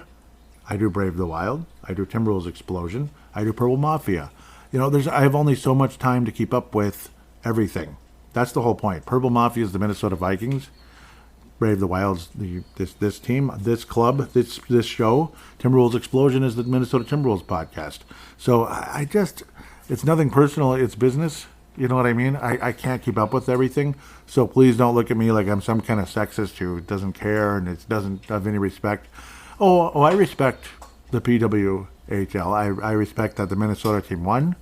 And I just personally don't like not having a damn name. I think that's annoying. Like Utah, you know what I mean? Like Derek is, we'll hear what Derek has to say about not having a name as well. But spoiler alert, it's like, why the hell not? Come on, guys. Obviously Winnipeg had something before. That's the difference. There already were the Winnipeg Jets, but they completely changed the logo, and they actually decided to say, screw the history. It can stay with this Utah team, actually, which is ironic. They're the Jets. Isn't that the weirdest thing? You know, it's like coming back full circle again. So, like, they're the original Jets. Isn't that weird? Isn't that weird? So it's like the history supposedly stays with the Utah Hockey Club, the Yeti or the Venom or whatever they're going to be, the Blizzard, whatever. I'm not sure what to make of all that. It's just weird. Like, so do they have the history or do the Jets have the history? That's another weird thing because oftentimes when I play Immaculate Grid, it's the Phoenix Coyotes that have that Winnipeg Jets history, like the Timo Solani type guys of the past. So it's kind of weird, you know? It's kind of weird. But again, the whole point with, say, the Caitlin Clarks, WNBA, Natalie Darwitz, obviously the weird situation there, how they fired her, like, right after they won a championship. Like, that's about as Minnesota as it gets. Like, the only comparison we can come up with, maybe, kind of, sort of, it's not as crazy. It's like, say, when the Dallas Cowboys won back-to-back Super Bowls, and there were so many egos involved that Jimmy Johnson got fired by Jerry Jones. It was kind of stupid. It was ridiculous. There's just so many damn egos involved. And in this case, I guess Natalie Darwitz is feisty and this and that, and half the team liked the coach more, half the team liked the GM more. So there was definitely some division going on, and they ousted Natalie Darwitz. Apparently, it's the owner of the Los Angeles Dodgers that kind of, he's like the owner and commissioner of the league and stuff. And I guess he was the main person doing that. Okay, it's kind of weird. It's kind of weird. The Dodgers, as in the Los Angeles Dodgers, that just gets even weirder when you think about all that. But yeah, it's just over my head. Again, I can't really keep up with a lot of that. I don't have a whole lot to say. And quite frankly, I get tired of hearing it getting rehashed a million times. But that's just the way I see it. I mean, I can only keep up with so much.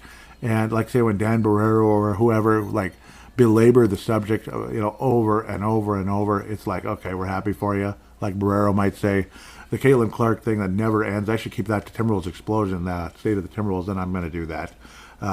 Yeah. Anyhow, let's get to where we need to be. I've already belabored it enough here now. Enough. So, as for NHL free agents, cap friendly, we're going to refer to them in a lot of ways. Well, maybe not cap friendly here. Unfortunately, cap friendly is about to be, or has been bought by the Washington Capitals, and it's going to basically go away. What the hell is that? Isn't that the darndest, stupidest thing of all time? We can't have cap friendly anymore?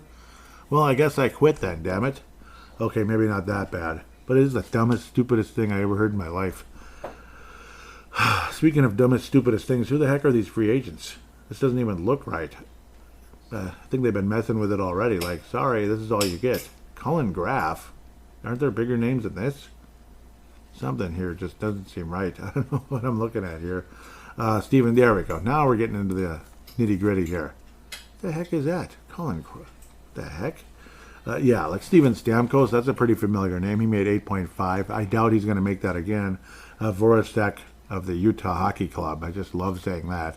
35 years old. He made over $8 million last year. We'll see where that goes. Brent Seabrook, great defenseman who's been around, obviously against almost $7 million.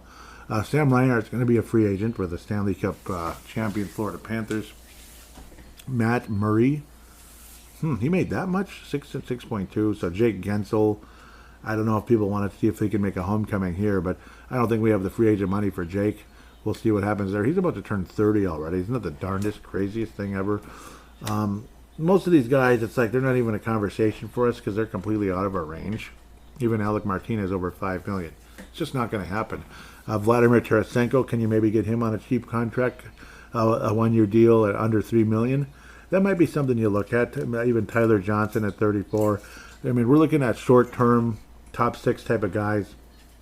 Or Tarasenko might be willing to be third liner type, bottom six type, which has been with Florida because Florida's stacked. There's a reason why they're a championship team. So there's a reason. Mike Hoffman, apparently nobody wants to hit him. Nobody wants to touch him with a 39.5-foot pole. But then again, maybe they do because they still gave him $4.5 million on his recent contract. So somebody liked him somewhere. Klingberg, yeah, I mean, like Russo was like, that's the stupidest thing ever. Over $4 million for John Klingberg last year, when his defense was basically like a hologram. Like, it doesn't make any sense. There's some offensive ability, but it wasn't that much to brag about. Carter Hart's a restricted free agent, just under $4 million. Obviously, we're not going there. Pastioretty's about as injured as like anybody. I don't know. I don't know if he should just consider retirement. Matt Dumba reunion. Let's see. Matt Dumba reunion. Hard pass. Switch to the left. Swipe to the left. No disrespect. Been there, done that. Speaking of been there, done that, a guy who's been here forever. Almost didn't get to him. Darby Hendrickson's gone. So that's another thing. I'm jumping to him real fast here. Darby Hendrickson, I even talked about him during the course of last season. Maybe it's just kind of for the sake of change, that type of thing. Or again, he was here for all of the ups and downs, the disappointments, the entire Studer Parisi era and before. Some people said that, he's been here since Mike Yeo. No, he's been here since Todd Richards. Todd Richards hired Darby Hendrickson because Todd Richards played with Darby Hendrickson, not on the Toronto Maple Leafs, but the Golden Gophers, all the way back to the late 80s. So Todd Richards was a Golden Gopher. He only lasted 2 years as a head coach of the Wild because he wasn't that good. Sorry. Though he beat us a couple of times, I believe, with the Columbus Blue Jackets, our weaker twin, basically, our even lesser twin, as much as we're disappointed with how the Wild have turned out historically over the years. Columbus is even weaker, and they are our expansion twin, if you can believe it. Kind of like a Siamese twin in a lot of ways, in a disappointing way, like the one that didn't turn out as well. Yeah, God respect anybody. I'm not trying to give anybody a hard time about that, so I'm sorry. But that's kind of what it's like, I guess, in a sad way. What am I talking about? Darby Hendrickson. So yes, sometimes it's like I don't know. Maybe you just need to start anew. Obviously, he was in charge of what was it, like defense and faceoffs and such, like defensive forwards and such, penalty kill, and it wasn't good. All of that wasn't good. So maybe we'll see. We'll see. It hadn't been working out for a while. Obviously, he's a well-respected guy. The timing of the firing or not renewing your contract type of thing, which is basically firing, was weird because it was at the same time as the Darby Hendrickson Foundation and all that. So that was kind of an odd timing, which it always seems to be in this part of the world, like cutting players on Christmas Day. It's like, what the hell? Like Marcus Robinson was cut by Brad Childress on Christmas Day. That's a Viking player, of course. Just things like that. It always seems to turn out like weird. So let's move on. Joe Pavelski's going to turn 40 years old. Feel bad for him. Still no Stanley Cup. I feel very bad for him. Brendan Montour made 3.5 last year with Florida. Marco Scandella, he made over $3 million. My gosh, he's like Nick Schultz. Like he'll get like 5 points in like 70 games if he plays 70 games. And you give him over $3 million. I don't remember his defense being that good. It was okay. I mean, I don't know, man. Ryan Lindgren's kind of like that, not a high-scoring guy, but a good defenseman, just really good. Basically, $3 million with the Rangers. He's restricted free agent. Don't expect him here. Blah-bitty frickin' blah. Matt Duchene, just $3 million. He was a nice addition. Luke Cunnin, he's still a restricted free agent I guess he's only 26. Patrick Kane, no, I don't think that's going to happen. But I guess, that is a name that is a small possibility. Some people thinking he's going to still look for a payday. He's made enough money. He made, 2.75 last year with eventually Detroit. I'm sure it was retro to the season. It's not like he probably didn't get paid the whole thing. That was just what it would be, I think. I don't know. I don't even know how they do half of that sometimes. Blake Wheeler, yeah, he's almost 38. Don't think that's going to happen. Yeah, I just don't know. Dylan Dubé for Calgary Flame, restricted free agent, of course. Younger guy still.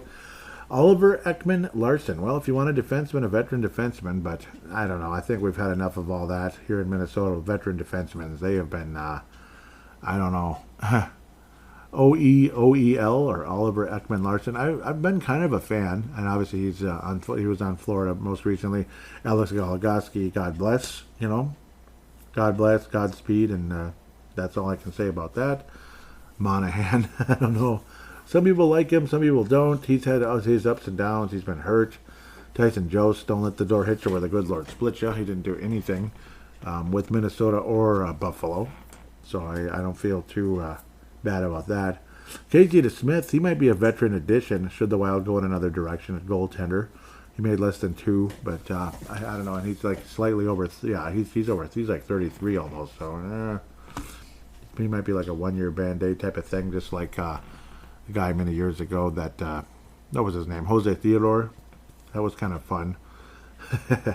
Lots of other restricted free agents that I don't need to get into because it's not going to happen. Cal Clutterbuck, some people want to bring him back. Swipe left. Sorry, I'm sorry. Cal Clutterbuck, swipe left. No, that's okay. We've heard Perron multiple times, I believe. I believe we've heard Perron. Yeah, I believe so. So we'll have to wait and see. Milan Lucic, man, still playing. He's back in Boston. Just saw him today on NHL Network holding up the Stanley Cup. They were showing that Game 7 in 2011. That was kind of cool. So, I don't know. Some of these names are kind of what they are. Jared Tenorti, he's been awfully disappointing, unfortunately. Man, he's almost 32. Yeah, he's over 32. He'll be almost 33 by the time the season starts. I can't believe that. Yeah, I mean, I thought he was going to be better. I really did. Rem Pitlick, Chicago Blackhawks, recently Mark Stahl. Yeah, no. 38, basically, he will be. Kevin Shattenkirk, he was pretty good for a minute there with the Lightning. And, of course, years ago with the St. Louis Blues, he was a pretty damn good player. Patrick Maroon, I don't think he's coming back. Mike Riley, wow, he's still alive, huh? Dmitry Kulikov of Florida, how about that? That's a weird one. I don't know. Yeah, I don't know. I mean, that's the one we've been hearing is like Perron. That's one to think about, obviously, as like a veteran, veteran free agent that we could pick up for like a year or two as we head into, just to kind of stem the tide, I guess you could say. And the sad truth is, and the frustration that I talked about all damn season, and that you guys all know about oh so well, is the fact of the matter is that, we're going to have all this cap space and all that. I don't know about that. What cap space, though? It's kind of like all this hope and all this excitement. And again, what cap space, though? What cap space do you have? Exactly. And I remember talking about this before. We'll get into the positive side of things, but I'm going to rehash on some of the questionable things here that the general manager has made, obviously, over the years, the last couple of years. And even the thought of dealing away Marco Rossi, unless it's a sweetener for something awesome going forward, and I mean something legitimately awesome, like a young franchise type of player. I don't see that happening where he'd be like a sweetener in a deal. If you're just going to simply deal away Marco Rossi, I think you're crazy. He's 22. He finally is starting to break through, and you're going to deal him away? No. So I'm hoping and praying that doesn't happen. But to the point here, like Zuccarello, was it really necessary to re-sign him? I don't know. I mean, he's got 2 more years now. It's not the worst. At least his salary's cheaper. Foligno, 4 more frickin' years. I'm just beside myself and pissed off about that one. 4 more years, $4 million per. You can love Marcus Foligno until you're blue in the face. You can tell me he is the greatest alternate captain of all time, and why the hell would you even dare trade him? 4 more years at $4 million. I'm sorry, that is foolhardy. 2 more years at $4 million, I would have been kind of like, I guess. Then 3 more years at $4 million with Ryan Hartman. He feels more like a Matt Cook out there at times. Just kind of always involved in some of the dumbest things. There's some talent there. Obviously, he's a guy who could score 20 goals. He's a guy who scored 30 once, and I don't think it's ever happening again. If Ryan Hartman scores 30 goals again in the NHL, I don't know. I've got some oceanfront property in Arizona to sell you. I don't know. That's kind of how I see it. Marcus Johansson, you're stuck with him for another year at $2 million, but maybe he's a tradable asset. It's possible. He has an NTC. That's annoying. Like, why don't you just frickin'... Yeah, but it's not as bad as those NMCs, no move clauses. Those need to go to hell in a handbasket. Ryan Hartman has no business having a no move clause in his contract. Even Marcus Foligno has no business having a no move clause in his contract. It's stupid. Zuccarello, I guess, because of his age and stuff, and he's in a staff. He's been a pretty good player throughout his career. Has done more than Foligno and Hartman, no matter how frustrated he may get with his coasting out there, because he's not a defensive player at all. Where Foligno and Hartman can be defensive players sometimes.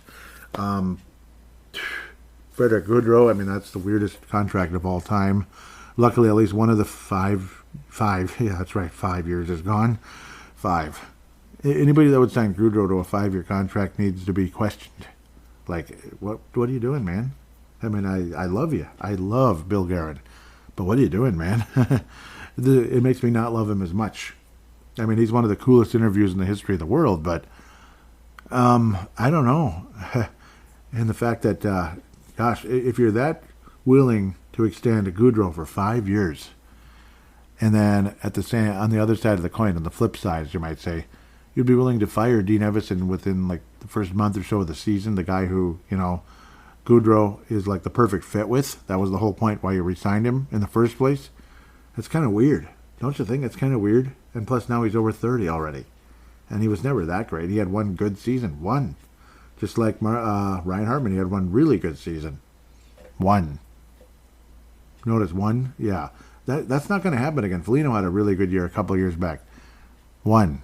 Other than that, he's had off and on injuries.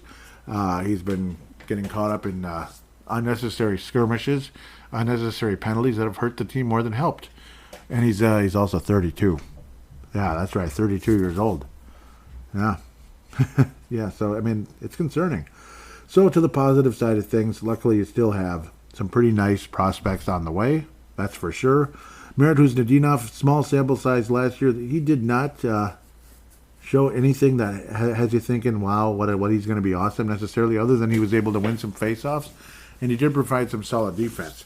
On the offensive side, outside of winning faceoffs, I don't know, which can sometimes be a defensive offense. It's like a defense. It's like offensive defense. I don't know what the hell you'd call it. But so far, a lot of people believe like it's between, if it's between Huznadinov and Liam Ogren being on Minnesota, like one of them has to go to Iowa for whatever reason, even though they play a different position, but maybe you don't want both of them here for whatever reason. A lot of people think Huznadinov's actually more likely to go to Iowa than Liam Ogren. That could be a problem if that took place, obviously, because Merit Huznadinov is a free agent right away, restricted free agent at the end of last season. But if he's not good enough, he's not good enough. I'm guessing both of them are Minnesota Wild NHL players at the start of next season. I am. I stand by that. I think Mason Shaw and Jake Lucchini, unfortunately, it's over, Johnny. Vinny Lettieri is probably going to be Iowa bound, but we'll see. He's okay, but he's not gonna. He's definitely not gonna move the envelope for anybody. Envelope, whatever the frickin' word is. But I don't know. Vinny Lettieri is what he is. He looks a hell of a lot like Lou Nanne. You can tell he's related. Like you just look at him, and that's Lou Nanne, right? He's related somehow. Liam Ogren, small sample size, but it was a very impressive sample size. Like, say you get this really, like, imagine in the basketball world, you get this talented shooting guard, and he just blows by people. That's kind of what it feels like. That's what Liam Ogren compares to as, like, a basketball player. This guy who can just blow by people. And that's kind of how I see Liam Ogren as a hockey player. I want Liam Ogren on the Minnesota Wild next year. Somehow, some way, and I think there's a good chance he is going to be on the Minnesota Wild. The fact he was already able to don the jersey as early as he was, they did that for a reason last year. It wasn't just, let's see what the hell happens. It wasn't just a flip the coin type of thing. He was on Minnesota for a reason at the end of last year, rather than screwing around in Iowa and, 3 or 4 games and no points. Comes up to Minnesota, and he's like a factor almost immediately. So, him being Liam Ogren, of course. So, that's what's extremely intriguing going forward. And ultimately, that could maybe, if it comes to it, like you say, you want some other veteran, or like you sign some veteran to a year or 2-year contract, or one guy's competing for this or that. Maybe you're able to move Marcus Johansson, to be able to make space for Liam Ogren, because he could play on that left wing side either way. Johansson can play right or left wing, but where Liam Ogren's a natural left. So that's one way to look at it as well. Ogren, there's something there. There really is. Like I said, like that shooting guard that can just blow by people and dunk in the NBA. That's kind of what Ogren is as a hockey player in a lot of ways. Sorry for the NBA comparison, but I guess that's where I'm headed in a lot of ways. Historic year for Brock Faber. I think he's the best defenseman. He is projected to be the best defenseman in Wild history, and I don't think there's any doubt.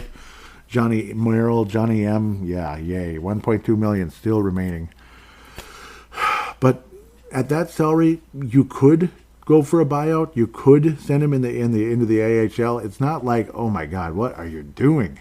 It's not like, say, what was it, like a $30 million baseball player this past week that got sent to AAA. AAA, $30 million. Like, $30 million. AAA. That's like insane. So it's nothing like that. John Merrill in AAA, so to speak, Iowa Wildland, doesn't hurt me that much. I'm not the owner of the Wild. It's not my money. I'm not the GM. It's not my job on the line. But, well, I mean, let's be honest about the situation when you analyze it. Should John Merrill play regular ice in Minnesota? No. Zach Bogosian, sure, he's a placeholder at the very least. I'm not overly thrilled that there's another year remaining, but at least he wasn't hurting us. Where Merrill, in a lot of ways, was hurting the Wild. At times later in the year, he actually played significantly better, so props there. Declan Chisholm, that's a restricted free agency there with arbitration eligible, so that's kind of where things go there. Goligoski, retire, that's the end of the line, and God bless him. God bless him, obviously. Yes, does he want to be part of the organization? We'll see. Do they want him? Well, we'll see. Dakota Mermis, I'm guessing he signs elsewhere. That's my guess there. Jake Middleton, just 1 year left. We'll see. Is there going to be some kind of extension? Is he seeking 4+? If he is, well, oh boy, I don't know. I'm not sure I'm all for that. The good news with Jared Spurgeon is that he's on some kind of a program, so to speak, like do this, don't do this, do this, don't do this, and you'll be ready to go for training camp, like literally ready to go. So Jared Spurgeon, love him, hate him, he's okay. Is he the best choice for captain? Not really. Was Koivu? Not really. Sometimes when the sun was shining, I guess, but the sun doesn't shine every single day, does it? Spurgeon, the contract, I hate it. Absolutely hate the contract. I mean, 3 years remaining at 7.575, awful. At the time, it felt good, but then it's like, I don't know. Do you really, you know what I mean? Is he that good though? Intangibles, sure. Injured all the time, yes, but not as injured as the past couple of years. Like, I don't know. Like for a 40-ish point defenseman when he's at his best, and when he's at his worst, he's on injured reserve, right? So that's what's super annoying about that contract, the fact that there's 3 frickin' years remaining. Well, Jared Spurgeon is, unless you buy him out, which would not make any sense at this point. That would just be like suicide. That's salary cap suicide right there if you do that. So, I don't know. Unless he wants to play for the Edmonton Oilers and win a Stanley Cup with Connor McDavid next year or something. I don't know, because that's where he's from. Please, Jared, waive your no-trade clause and go to the Edmonton Oilers, will ya? Come on, Edmonton, you know you want him. Come on, he's that intangible guy. He can push you over the top. He can do it. Please, Edmonton, please. Yeah, they probably don't have cap space anywhere with those two guys. And then Nick Nurse, what's your big? Not Nick Nurse, the other guy, Nurse, the defenseman, not Nick Nurse, the NBA coach. Was he making $9 million? Yeah, that's game over there. Well, that's the one thing. I don't know. So the defenseman situation is a lot of I don't know, as we'll see what happens type of deal. At the end of the day, obviously with the departure of, hopefully you can make John Merrill, if you have to have him on the NHL roster, 7th defenseman. Just he's that Brad Hunt guy. That's what he is. Because he's a nice guy. Everybody likes John Merrill, whether you agree with his political leanings or not. John Merrill is he's at least a. I guess he can have that Brad Hunt role, I guess, if it comes to it. And then Damon Hunt needs to make the Minnesota Wild next year. Absolutely. Obviously, guys like Carson Lambos and some of the other youngsters out there in Iowa, I don't think they're ready for NHL hockey. They look pretty raw. Jack Pert might surprise some people, but maybe during the course of the season, not like right away. Obviously, well, he did get a couple points in 9 games, so I appreciate Jack Pert. You know, your defense core, you have a lot of defensemen, but are any of them really standing out outside of Damon Hunt? For me, it's Damon Hunt because he's like you heard from Hendricks, who's the new general manager of Iowa. More news there, of course, as I'm kind of in passing. That's kind of how I'm reporting some of that, not reporting, but updating you here on this, or just throwing my opinions out there. You already know, most of you. Damon Hunt, he's He's a guy that they were able to put in every situation: the power play, the penalty kill, 5-on-5, whatever, overtime, whatever the hell it is. He's somebody you wanted on the ice. And the good news is he's only 21. 29 points in Iowa, which isn't eye-popping, but it's still the top-scoring defenseman. And the fact he was up in Minnesota a huge chunk of the year, just, sitting in the frickin' press box, which is beyond frustrating, kind of a waste right there. Like about 20 games that he couldn't play in Iowa because he was sitting in the press box. About that. Yeah, but when available, there's something there. When he's out there, you could tell he was holding his own as an NHL player when he was out there, him being Damon Hunt. And as an AHL player, he's probably about, he's bordering on all-star level, I think. Bordering on it. Not great, but bordering on it. Ryan O'Rourke felt like he's, I don't know, up and down at best, I guess. I don't know. I was a little disappointed, but Matt Hendricks seemed to see that he's been taking steps forward. Lambos, obviously, extremely early. He's only 20. So, that's another way to look at Lambos. We'll see. We'll see what happens. I wouldn't be surprised if one of these guys is dealt away at some point because they're not all going to be on Minnesota. That's just impossible in the next three years or so. So somebody's going to be dealt away or they just flat don't make the team and they do end up getting traded. Mason Shaw, like I said earlier, I don't think he's back. And that's just the way it is, unfortunately. I don't think so. God bless him. I think if you bring him back, I don't know, at best, he's like the 13th forward now. God bless him. He's an incredibly good AHL player. He is talented enough to play in the NHL. But, I don't know. He's fourth line at best at the NHL level. Obviously, he was outstanding in the AHL. I'm not going to call Mason Shaw a quad A player. That's more like Vinny Lettieri and Jake Lucchini. They're quad A players. Sorry, they just are. Vinny was a little bit better than that, to be fair. Vinny is a really good fourth line. Well, he's a good fourth line NHL player and an outstanding AHL player, that type of thing. So, I've kind of gone over a bit. Spacek, a lot of people love what he's been able to do. Obviously, hockey runs in the family, blah, blah, blah. He was born in Columbus, Ohio, because his dad played for the Columbus Blue Jackets back in the day. So, love that. We all remember him. So, yeah. Taden Bankier, some development, but seems a little bit raw still, and he was only 20. So that's how you got to look at that. Obviously, Sam Henches didn't play a lick last year with injury. Vladislav Firstov, I very doubtful. He plays for the Wild at any point. He might resurface with, who knows, the Montreal Canadiens or something. I'm just throwing names out there. That's kind of what it's going to be like hockey team du jour at the end of the day. So not overly thrilled. There was questions brought up. I believe it was it Locked On Wild that should the Wild look at drafting a goalie this year? Obviously not in the first round, but in the overall draft. I think so because Hunter Jones, I don't think he's anywhere near the NHL, and I don't think he's going to make it. So you probably need another guy. Probably another guy you could at least develop as a good backup. And, worst case scenario, at least a really nice AHL player, I guess. But I guess you can sign guys like that everywhere. McIntyre was pretty good at it for a while, but he seems to really drop off the face of the earth. But the Iowa Wild in general dropped off the face of the earth. They were massively disappointing, to say the least. That is gentle at best. We're talking eighth tongue last year for the most part. So, yeah, it's kind of all over the place with all these different players. I think they want to bring back Chrism. I don't know how much for Chris Holm, whatever. Chrism. You have to say it fast, I guess. Declan Chrism. We'll see how that turns out. Obviously, the talent is there. Is he this can't miss guy? Not really, but at bare minimum, he's a warm body that can play. He can play. He's not like a stiff. He's not a stiff. He's not going to frustrate you. But I don't want some 5-year deal. I just don't. 3, 4 absolutely tops. 2 possibly. Like a bridge kind of a deal. Like, obviously, he didn't earn any type of a massive contract. So, I think we all know that.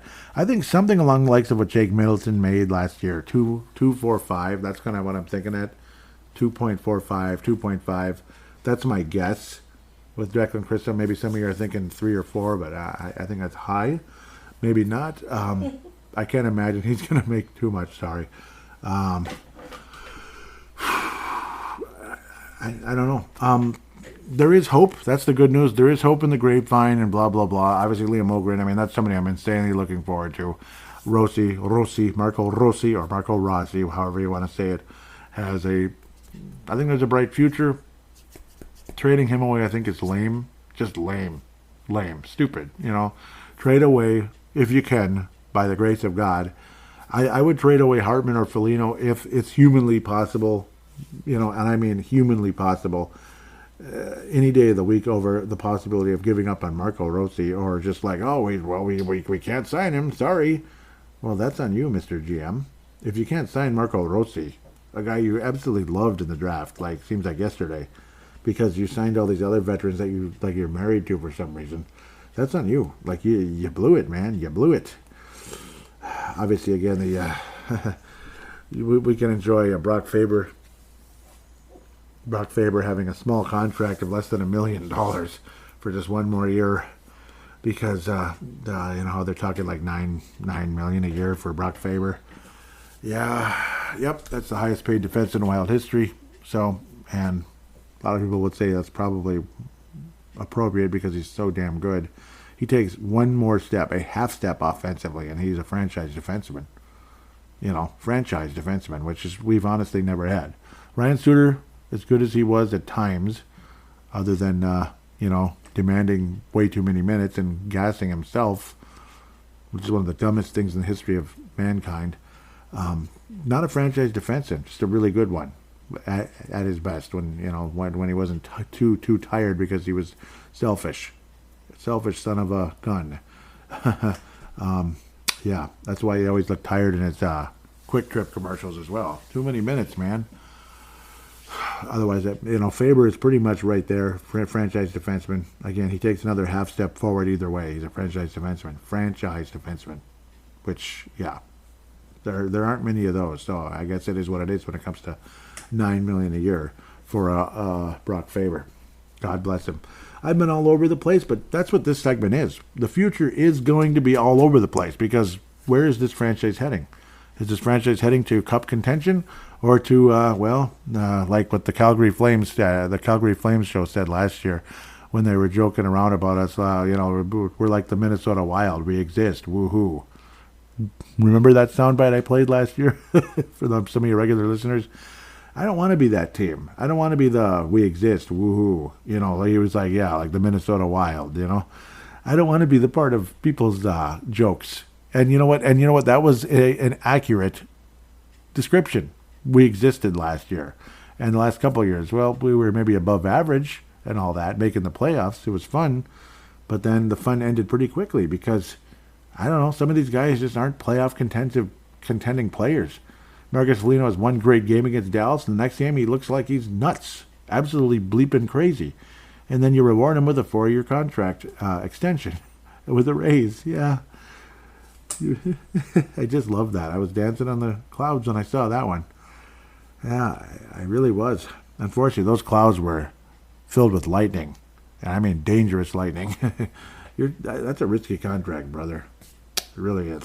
So, if I was to pick the best deal on the Minnesota Wild right now with current contracts, it's Joel Eriksson with a bullet. Some people might say it's Kirill Kaprizov. Well, not counting rookie contracts, because that's like, well, of course, duh, like Brock Faber with making 9.25, whatever. Okay, that's great. Joel Eriksson by a mile for any of the, veteran-ish contracts. And hopefully he plays another decade in this league. He's freaking beautiful. I just love what Joel Eriksson has become. I absolutely love him. He might be my favorite player in the team. He's one of those.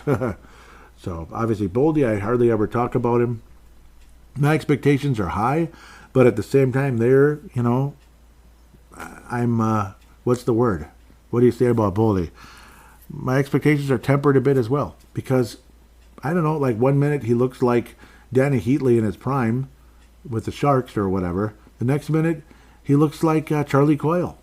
I don't know. I mean, what are you? Are you Charlie Coyle? Are you a healthy Danny Heatley that isn't always hurt?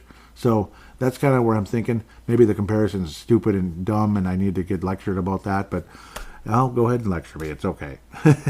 maybe I need it, but that's kind of where I see Heatley. It's just, or excuse me, Boldy.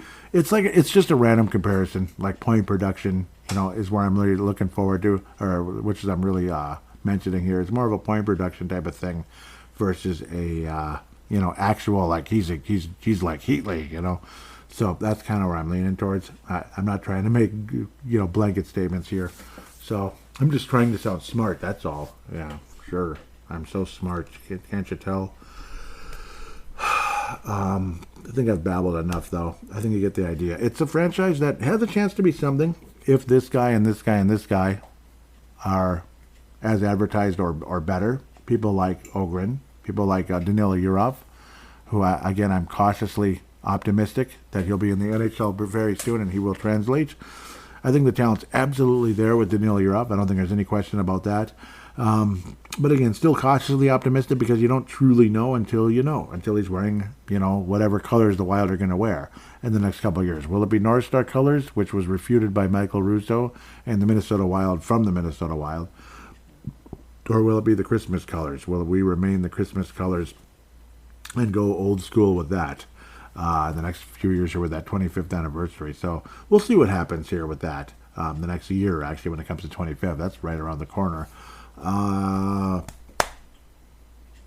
What am I even leaning towards? Okay, yeah, Yurov. Yep. So, yes, very optimistic about him for the most part, but still a little bit of caution. The other one I'm insanely cautious about, but excited at the same time, is Riley Heidt, of course. Insanely talented, crazy, great numbers in the juniors this past year. What kind of future does he have in the NHL? It's completely unknown, but some people do believe he will make the Minnesota Wild outright next year. The Anakin Skywalker look-alike? No, kind of, not really. He just looks like it in that image on, what's this place, hockeydatabase.com. Yeah, I absolutely love the page, of course. Huge shout-out to them. 117 points in 66 games with 80 assists. That's absolutely psycho. Saskatoon, Sasquatch, or whatever. Sasquatch. Yeah, Saskatoon. Yes. Left shot center. Obviously, again, if there's something there, I mean, insanely exciting. I mean, that's the only way maybe you look to trade Rossi if it's like, well, if Rossi has to be a third liner, but it's third line center, but maybe that's not the end of the world, though, either. If Riley Height's good enough, he can be the second line center or even top line. Yeah, I don't know about that, but we'll see. Obviously, greatly talented. And we'll see what happens. I'm cautiously optimistic because, there have been talented WHL players before. A guy named Adam Beckman, who was a stud in the WHL, and he's been kind of up and down, half a point a game in the AHL, which is just not good enough. I'm sorry. So we'll have to wait and see if Adam Beckman can take that next step. So far, he has not. Riley Heidt, he was just a brand new prospect last year, so if he somehow makes the Wild as a 19-year-old, that'd be pretty impressive. And maybe he will. Frankly, I hope he does. He actually performed in the postseason. He had more points than games played in the postseason. 15 games played for the Prince George Cougars. So 19 points. And Danila Yurov won it all in the WHL, which is, a lot of people would agree, the number 2 professional hockey league on the planet behind the NHL. Danila Yurov won the championship, like he won the Stanley Cup of the KHL. That's pretty damn cool. So bring some of that Stanley Cup magic, some of that championship magic to Minnesota, Danila Yurov, and hopefully Riley Heidt can do something like that as well. Maybe we'll actually have some winners around here for a change. Maybe we'll actually win playoff rounds and advance and go on a real run. That'd be pretty cool. So that's the hope when it comes to a lot of these young guys, that they can help transform this team into a winner versus same old, working hard and having fun.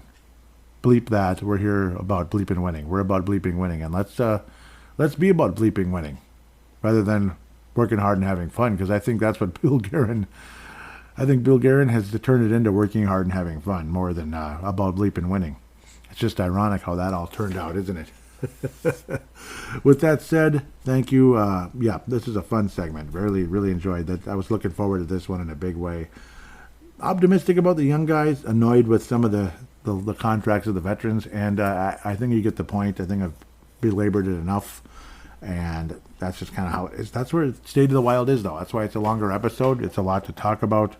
I could just stare at cap friendly every day. Just stare at it and just, Brodeen's got 4 more years. And let's see, Declan, he's a restricted free agent with the arbitration eligible with the hammer. He's got the hammer. I don't know. Otherwise, final conversation is Philip Gustafsson. Obviously, it's a possibility he gets traded. There's a possibility they decide, heck with it, bring in the 2 veterans and trade Philip Gustafsson during the course of the season. Maybe that could be what happens. It's all about how far along you think Jesper Wallstedt is. I wouldn't be surprised if Gustafsson's gone. I'm leaning towards that Gustafsson is traded, and that that's what I'm leaning. Gustafsson gets traded. Not sure exactly what's going to happen, if it's draft picks or a warm body or 2 coming back, but probably draft picks. It might even happen on draft night. Who knows? That Gustafsson is moved, and that Jesper Wallstedt indeed is your goalie with Marc-Andre Fleury next year. That maybe there'll be a platoon of such. Otherwise, maybe they're... I don't know. I mean, that's the one thing with Marc-Andre Fleury. He is 39, so you don't want him playing anything like 45 games or anything. I think that's very risky at his age. But we'll see. We'll see how it goes. Jesper Wallstedt, if you think he's ready to be a starting NHL goalie, you're not putting him out there too early. I think he's got a good head between his shoulders. That's the one good thing. He's got a good head between his shoulders, yes. So that's the encouraging part of Jesper Wallstedt. Going to wrap it up with that. With that said, we're going to take a quick break and come back for fan interaction after this. Ladies and gentlemen, it's my pleasure to announce that Smooth Sack Summer is officially upon us. When you're playing in the summer sun, make sure you're groomed for poobs to bum. Thanks to our friends at Manscaped, you can make this season your smoothest yet. The Performance Package 5.0 Ultra is the ultimate bundle to keep your boys downstairs cool while looking hot. Join the 10 million men worldwide who trust Manscaped with our exclusive offer. Get 20% off plus free shipping when you go to manscaped.com, then use code THPN. Summertime and trimming is easy. Manscaped Performance 5.0 Ultra has everything you need to prepare that summer bod. Every man knows how scary it can get when going for a close shave below the belt. That's why I trust Manscaped for all my sensitive areas. Inside this package, you'll find the star of the show, Lawnmower 5.0 Ultra. Their 5th generation trimmer features 2 interchangeable next-gen skin-safe blade heads, a standard one for taking a little off the top, and a new foil blade to go smooth wherever your heart desires. We also have dual LED spotlights to help provide contrast on multiple skin tones, 3-length setting combs, and did I mention this trimmer is waterproof too? Yes, it is. Beach, lake, or shower, this razor will devour even the strongest poobs. Now that you have the perfect haircut, use Manscaped liquid formations to keep that freshness even at the hottest summer barbecues. The Crop Smoother trademark, aftershave lotion, and crop preserver, anti-chafe, ball deodorant. Once they touch your sack, you'll never go back. Manscaped even threw in 2 free gifts to their Performance Package 5.0, the Manscaped Boxers and the Shed Travel Bag. More wet products? Say no more. Manscaped's new Buff Bundle is all you need to keep the summer heat a breeze. And boy, do we need that when it's raining too much, don't we? And humid, yeah. This bundle includes their signature silicone scrubber and body wash. Dish your nasty loofah and grab a taste of freshness. Get 20% off plus free shipping with code THPN at manscaped.com. That's 20% off plus free shipping with the code THPN at manscaped.com. It's Smooth Sack Summer Boys. Get on board or get left behind. Definitely worth it in every way, especially being a lawn service person. There's no doubt about it. As you get kind of hot down there as you're moving around all the time. Lawn service is, of course, second job. And this year, the humidity is making it even more difficult. So, yes, definitely the way to go.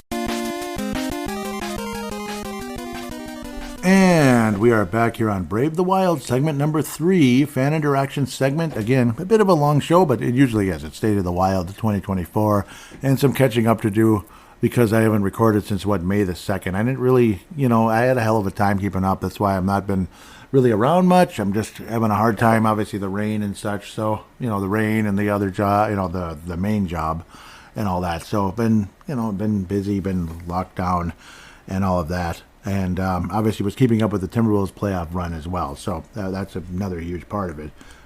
So want to be, I wanted to acknowledge those of you that reposted for me. I really appreciate that. At Brave the Wild is the Twitter account.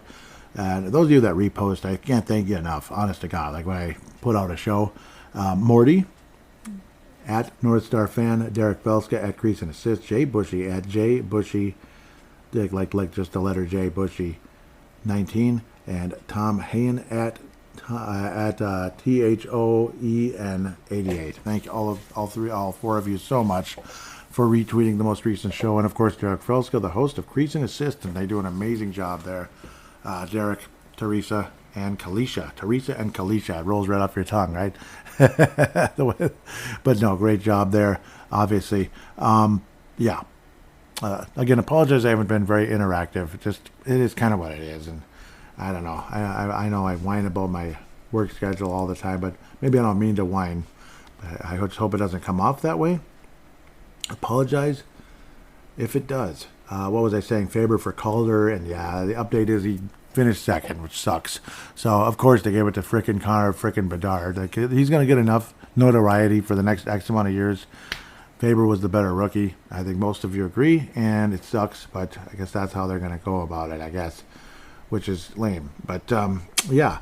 So, what was I saying? It's a pretty epic, yep, and we're catching up on Twitter. Also, for the reason why I didn't actually put out a bat signal. There's enough kind of stuff that's been piling up and all of that. And, and of course, there's going to be interaction with the polls that were put up with the MVP, biggest disappointment, biggest surprise. So there'll be interaction there, though. I think we're mostly hearing from Derek today, which is totally fine. Derek is obviously a pillar to the show, absolutely pillar to the show.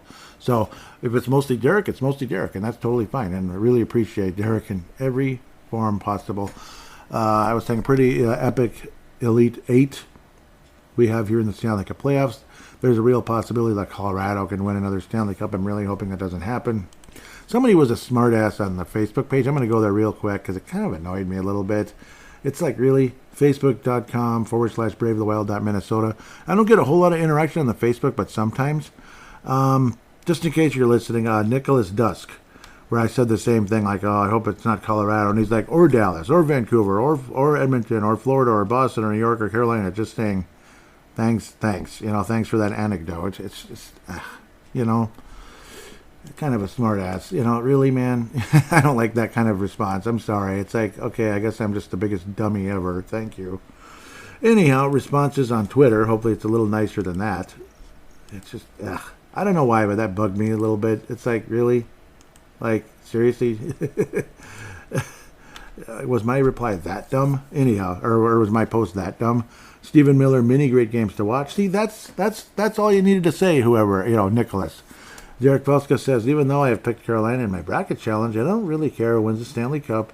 If the NHL playoffs demonstrate anything, is just how far away the Minnesota Wild are from actually contending for it. Yeah.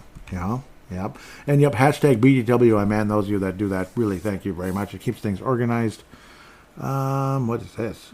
Oh, come on, man. We only need 10 more real NHL players to compete. It's not that bad. That's Gramsci. And Derek's like, yep. Shows a guy who, they're so close. Yeah, it was kind of funny. That was a funny one. I like that. Let's get moving. What was I saying? Talking about Final Fantasy? Okay. Derek says, I'm probably outspoken on this, but I don't want to see either number 11, that'd be Parisi, or Suter to win the Stanley Cup, ever. They helped ruin a Minnesota Wild team for over a decade. And the league's retroactive punishment made their contracts squander our best years with number 97. Yeah, exactly. I was saying I'm with you 100%. I wish both of these teams could fall. Yeah, both of those teams, like Colorado and Dallas could fall into the X zone like in Final Fantasy V. Praying to God, Florida, whoever gets past the other, but these two bastards, F number 11 and number 20. And I actually said it. I'm sorry. Now I lost everybody with that statement, right? Derek responds with New York looks pretty good right now. Seeing Parisi and Suter win a Stanley Cup would add an insult to the Minnesota Wild injury with the dead cap space. I don't want to see them rewarded like that. I feel you. And, okay, so now that triggered my memory here about something that happened, was it yesterday? Ryan Suter was bought out by the Dallas Stars. Wow. So 1 year remaining, so it's not that bad, but I can't imagine he was that much better in the locker room. I bet they're like, okay, dude, you're not even that good anymore. Just go away. Go away, okay? Go away. God bless you. Go away. Bless your heart. Okay, anyhow, notice the sarcasm. The Minnesota Wild power play with Koivu. What was I responding to there? Oh, yeah, that was the let's just say heavy set guy trying to dunk in an NBA, I don't know if it was NBA or something. And he came within about 3 feet of being able to dunk the basketball because he can't jump because he's too big and heavy. And I was saying the Minnesota Wild power play with Koivu. Yep. Derek says, wait for 10 seconds, hoping some player standing still gets open while hanging out near the right side of the right circle, passing it to the point to Ryan Suter, who waits 5 to 7 seconds before sending a weak wrist shot from the point to an unscreened goalie for an easy save. Yeah, that sounds like the Wild power play in that era. Just wonderful. Here it is. Okay, Morty responds with Suter demanded ice and especially power play time to show off his weak skills. Now he's averaging under 25 points a season when he isn't awarded an assist for just being on the ice. Yep. So here's interesting stats. Suter, now 39, signed with Dallas after the buyout and has been there ever since. He has 12 goals and 74 points with a plus 15 rating in 246 games with the Stars. Yeah, see? And Derek was saying about half the points were secondary assists. Yeah, they pretty much were. And then they kind of keep it going. Yeah, whoa, that's a long conversation. So I'll let you guys kind of enjoy that. Yep, but yeah, it's kind of back and forth. Like frustrations with Parisi and Suter, no doubt. It's yuck. That's all I got to say about that. Cool. Well, yeah, I'm tempted to go back and read it. What the hell? Yeah, I just won't comment on it. That's what slows things down. Yeah, I slow things down by that. Come on. Yep, Morty was saying he didn't doubt that there were secondary assists. Again, he needed to go, but did Parisi as well? That is the $14 million question. Suter. Oh, Derek, you're going to kill me for that one, believe me. Derek says, yes, he was unhappy being used in a fourth line role and it was only going to cause problems. Yeah. Morty said his stats say somewhere between the third and fourth line. Keep in mind, with almost 100 fewer games than Suter, has about the same amount of points. Personally, I would have kept him. $7 million versus $14 million was huge. It crippled the franchise. Yep. So it's kind of like back and forth that he was unhappy and such. So, yeah, let's go. Okay. Yep, I get it. Like, Parisi was unhappy and, we just needed to move on. And, yeah, we really did. Honestly, I'm kind of on the side of moving on from Parisi. I was, very happy it happened. But then when they added Suter, I was like, yes! Okay. Anyhow, Derek puts out a poll, says, should the Minnesota Wild consider, this was a while back, but I can read it anyway, should the Minnesota Wild consider what has proven to be successful in this year's playoffs when it comes to making its personnel decisions? Yes, of course, maybe, or a little bit. No, not at all. They are perfect as is. Nobody picked the they are perfect as is, that's for sure. That's cool. Nobody did. Yes, of course, 58.8. Maybe 29.4. No, not at all, 11.8. Continue. Zach Parisi's career officially comes to an end as the Dallas Stars advance to the West Finals. Suter got to advance. Derek says another one bites the dust. I was saying now he's hoping the Denver Nuggets season comes to an end on Sunday as well. That sounds good to me. For Wolves coverage, check out Timberwolves Explosion. Yep. Somebody reposted that, and that was Tanae. Thank you, Tanae. Tanae out of New Zealand, being a big supporter of Timberwolves Explosion. And yes, the Nuggets season did come to an end. That was awesome. Minnesota in Denver, in Game 7s, I think we're, 3-0? The Timberwolves have done it now, and the Wild did it twice. Pretty awesome. So, that's awesome. The PWHL Walter Cup champion Minnesota somethings won it all, and then there was all the drama afterward, and I'm not going to talk about it because I think everybody had their comments. It's been mentioned a lot, probably a little too much, and God bless them, bless their hearts, and we will move on. Derek says a tremendous, but I'm happy they won the cup. Yes, I don't want to talk about the drama afterward. It's been talked enough already. We don't need to belabor it anymore. A tremendous achievement, and the PWHL as a league is off to a good start. Minnesota demonstrated a lot of resilience this year and a sense of urgency the X hasn't seen since 2003. Congratulations to the whole organization and fan base. Second that. Wild will not retain longtime assistant and former player Darby Hendrickson was the original franchise member of the franchise in 2000. Yep. So Darby Hendrickson obviously not brought back. Apparently there was a good conversation between him and Bill Guerin when all that took place, and there's no animosity that we know of. So, but yeah, and it was very sad that happened, but it kind of is what it is. Derek replies with, I guess they want to have Hines pick at least one member of his coaching staff. Yeah, see, exactly. You didn't get to pick anybody yet, which is kind of funny. Derek continued. No, that's the one. Another poll. Okay. In your opinion, looking at the Minnesota Wild roster and prospect pool, what is the area of greatest need, and should they draft to address it or not? Reply to this with the need. Okay, yeah, reply to this with the need. Yes, free agency is too expensive. No, BPA is the only way. And then the third choice was only if BPA and need a line. Yep, okay. Well, BPA is the only way won pretty strongly, 57.4. Second place was only if BPA and need a line. And yes, free agency is too expensive is the third place out of 3. Not saying, wow, the Edmonton Oilers in the Cup Final, that's pretty crazy. I was like, I've been on Florida for a very long time. You can see it coming. And that was as the Panthers were beaten up on the Edmonton Oilers in the first 3 games, only to almost blow it. Derek says, I commented to MN Soda 24. Yep, that's the big boy there. That'd be a win. Is that? No, wait a minute. That might be. Nope, that's Teresa. Sorry, Teresa. That's Teresa. Sarcastic Teresa, right? I commented to Teresa that a few years ago, people were talking about how ugly the Sergei Bobrovsky contract was. Since they, remember that? Spencer Knight. Yep, they drafted Spencer Knight, who was looked on very highly. And it's like, and then immediately after they drafted him, Bob signed for like a decade, for a lot too. But that contract seems to be worth it after helping Florida reach the finals 2 seasons in a row. Yep. And then Markov, of course, passed it on to Bobrovsky after he received it as the captain of the Florida Panthers. I was saying, and now the strong possibility of actually winning it all, something we would do just about anything for here. And then Derek says, except the bad, the one thing the Minnesota Wild are unwilling to do. Yeah. Depressing, right? So disappointing. And there's the Utah Hockey Club, soon to be the Yeti, the Blizzard, or whatever the heck else. The Venom, I believe it's not Voyagers. Is Mountaineers one of them still?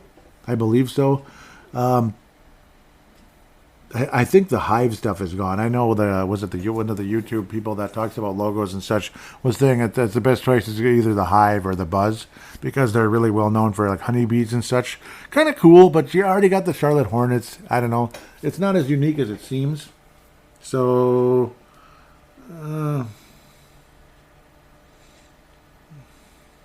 sorry, something just popped up here. I apologize.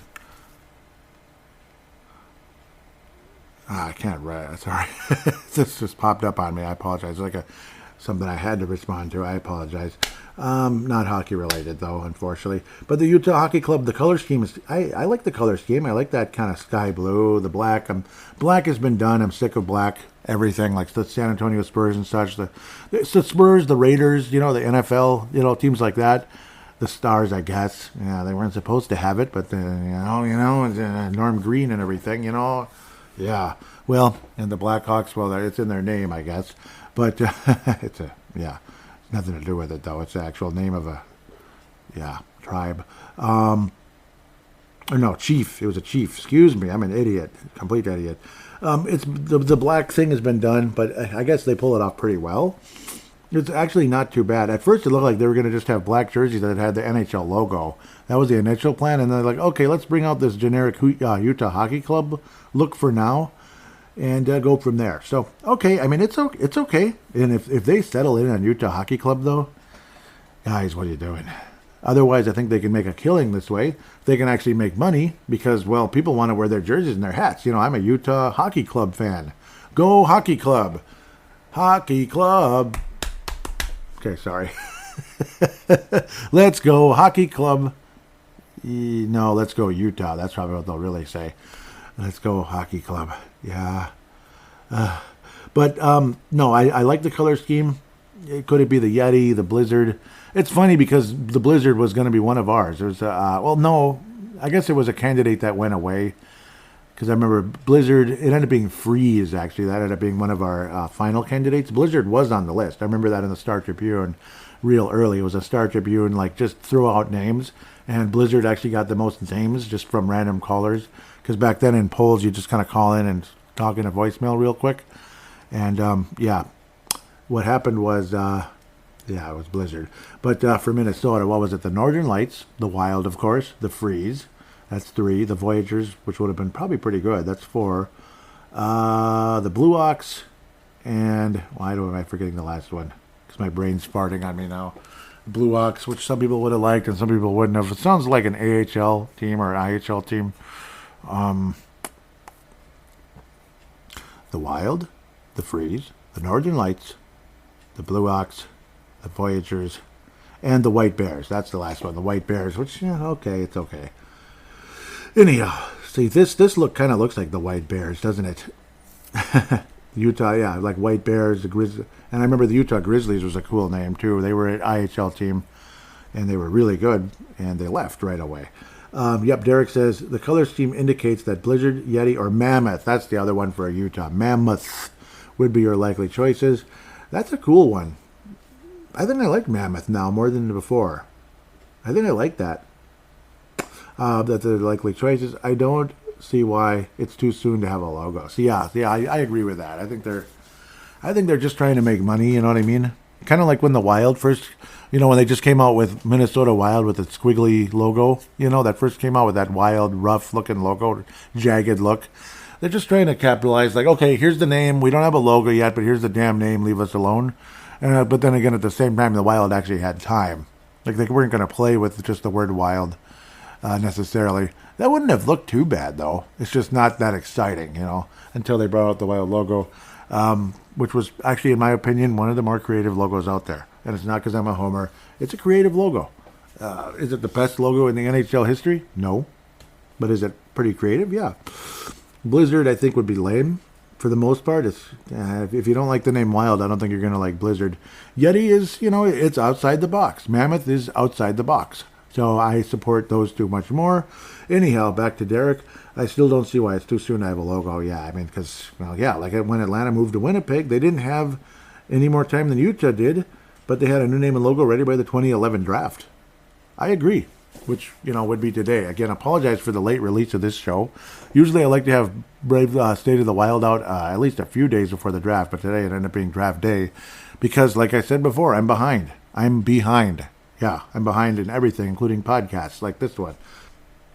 Let's continue. What was I think somebody responded. I was saying, yeah, it makes no sense, like, about waiting. Surely they have people behind the scenes that can take care of this. It's a name and logo. They're not building a new arena. Derek responds with, one would think in a day and age of AI, they could create a quality, professional, quality logo for any name they choose. I think it's silly to have to wait a full season to have that accomplished. Yeah, I agree. I wouldn't be surprised if by like November, December, here it is. But we're going to still wear these jerseys. Here's the logo, so you can buy hats and shirts and jerseys or whatever. And, okay, here's the jerseys now. Okay, now they're out, but the players aren't going to wear them yet. Here's the jerseys. They're in the store. It's February 14th, whatever. Happy Valentine's Day, la-di-la-di-la. They're going to do something like that. They're going to capitalize on this one first. And then it's all about money. That's all anybody cares about, sadly. All right, so now we're in the season wrap-up stuff. Who is your Minnesota Wild 2023-2024 MVP? This is a poll. Kirill Kaprizov, Jules Eriksson, Brock Faber, and Matthew Matt Boldy. Well, Matthew Matt Boldy got 0. Last place, Kirill Kaprizov won 55%, Jules Eriksson 10%, and Brock Faber, the Calder Cup runner-up, rolls right off your tongue. Yeah, rolls right off your tongue. Runner-up and stuff. 35 points, and he's runner-up for MVP in this poll as well. Unfortunately, there is a reply. Derek says, I voted for Brock Faber simply because if he wasn't able to step up as much as he did, we would have perhaps been at the bottom of the division, which would have been okay, though, because we could have gotten a higher draft. Okay, sorry. He really delivered in a big way, not just as a rookie, but as anyone on this team next to Kaprizov, in my opinion. Yeah, exactly. Not just as a rookie, but he was literally like either the best or second best player all year. I agree with that. I really do, and I'm not just saying it to be agreeable. That's a really valid point, where when you think he wasn't just a great rookie, he was an actual great player, and he's probably going to be the best defenseman in Wild history. Ryan Suter, eat your heart out and get bought out again. Well, I think he's done, frankly. I think he's done. I don't think anybody's going to meet his demands contractually or playing time, ice time, whatever you call it. I think he's done. I think Suter's kaput. I think he's going to spree well it, if you know what I mean. I mean, I got a family to feed, you know? And they're like, oh, well, go feed yourself, brah. And that was it. Not that I use the word brah at all. I hate that, but I don't usually say that very much. But not that I use that very much, but I mean, that's kind of what people might be telling him, like literally. So, yeah, let's continue. Who is your 23-24 Minnesota Wild biggest disappointment? Philip Gustafsson, Mats Zuccarello, Marcus Johansson, and Freddie Gaudreau. Very good. These are very good candidates, aren't they? Well, number one was a tie. Philip Gustafsson and Marcus Johansson tied in this one, 36.7. Freddie Gaudreau with 20% coming in third, and Mats Zuccarello, 6.7, coming in fourth. Because, well, he's just so wonderful.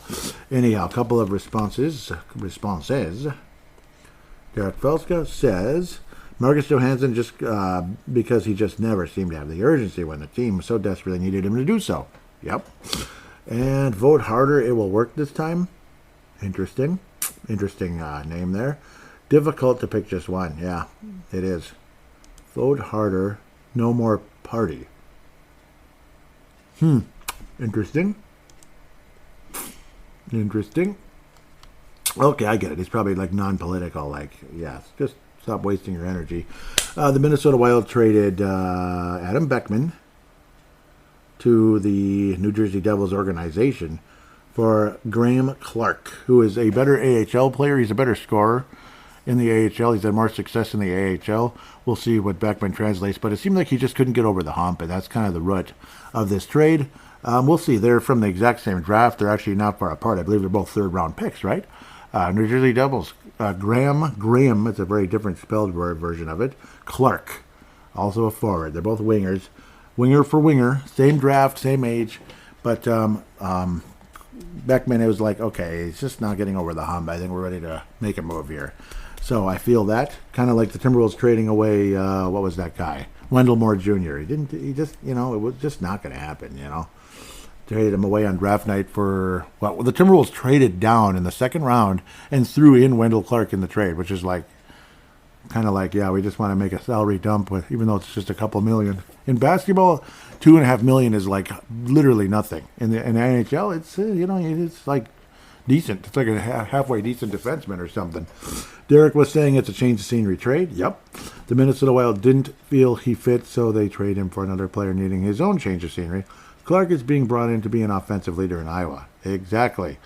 I think completely makes sense. Beckman was pretty much buried here, and wasn't taking that step forward. Clark's AHL numbers are much better, no doubt. Clark's AHL numbers are much better. Should I look at him just for a second, just for a secundus? Doggone it, I didn't have it ready. Okay, well, Clark is probably 100,000 Clarks. Okay, I'll just go down to G. Thank you, hockeydatabase.com. Come on, where's Graham? He's not in the NHL, but he doesn't have to be. Oh, for Pete's sake. He's not in. I had him up, and I lost him. That figures, doesn't it? Totally figures. Well, let's see. It was just in front of me. Spell it right, damn it. Yeah, okay, that is a weird name.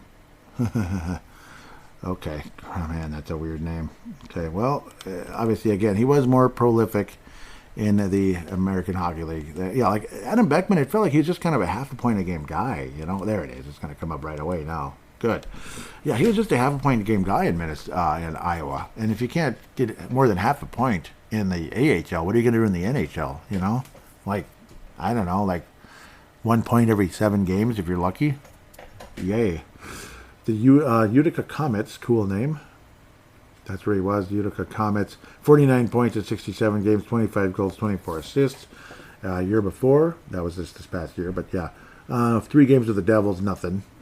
Just 2 penalty minutes, and he was a -2. That would be this past season. But again, 22-23, 68 games, 25 goals, 33 assists for 58 points in 68 games. So, yeah, a little bit more to him there. 2019 third-round pick. So, again, very close to Adam Beckman. I forget which one actually went higher. Beckman, couple picks. 1, 2, 3, 4, 5 picks higher. Okay, got it. Got it. So you're literally, yeah, it's 2 guys that are literally on top of each other. Beckman did have 3 NHL points in 23 games. Again, nothing to write home about. Number 1 pick was Jack Hughes of the New Jersey Devils. That's just for fun, you know, interesting stuff there. Matt Boldy, of course, came in that draft. Yeah. One of what's-his-name's actually good picks. What's his name? That'd be that guy. Another thing I should talk about as well, that I don't know if we brought this up on the earlier segment. I don't think I did. The Wild, yeah, I mean, I agree when people are saying the Wild may be looking at a goaltender somewhere in the draft. I mean, somewhere. Not near the top, but somewhere. Because, you know, there's just not much behind Jesper Wallstedt in the system. So, yeah, Hunter Jones does not look good. And wasn't he like a second-round pick? Yeah, 59th overall. And, geez, he's averaging like, he's getting just hammered, you know, like 3-4 goals a game in the ECHL. God bless you, Hunter, but I don't know, man. God bless you. Seriously. So continue. I know this is dragging. I apologize. Again, it's State of the Wild, though. A lot going on, and I'm catching up as well. Who is your Minnesota Wild biggest surprise? Brock Faber in a landslide, 76.2. Declan Chisholm, 14.3. Marco Rossi, 9.5. And other, please comment, 0. Again, Derek says Faber. Again, so Faber would have been the MVP and the biggest surprise. Totally cool there. Again, Connor Bedard won the frickin' award. Boo! Anyhow, Faber simply because of how poised he was, more or less all season long, being forced to log big minutes due to injuries. I think we all thought he would get worn down. But even playing through a painful injury, like was it like cracked ribs, he still played pretty solid and not like a rookie at all. Yep. Awesome. Absolutely. Response or 2 looks like.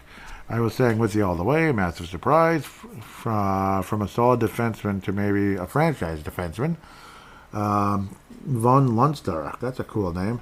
I believe we've only seen the tip of the ice with Brock. Wouldn't that be cool if that's true? Yeah, then he is a franchise defenseman if that's the case, no doubt. Talking about the 42 finals, no response. That's mean. Just kidding. Super early prediction. Blah, blah, blah. Edmonton's going to win next year. Yes, and I was crying about Corey Perry. Yeah, I know. But he did win the Cup in 2007, and Derek wants us to know that as well. He says, nah, Corey Perry has a Stanley Cup. Not everyone gets the dream scenario. He should feel lucky that he's been that close that many times, since there are many guys, actually anyone who has played for the Minnesota Wild hasn't even been that close. Not sorry for him at all. And, yep, I understand. Like, say, Suter just getting to the conference finals and such. Finally got there last year for the first time in his life. Parisi's been to the Cup Final and lost to the Red Hot Kings in 2012. A long time ago. A happy day indeed. Yep. June 25th, 1997.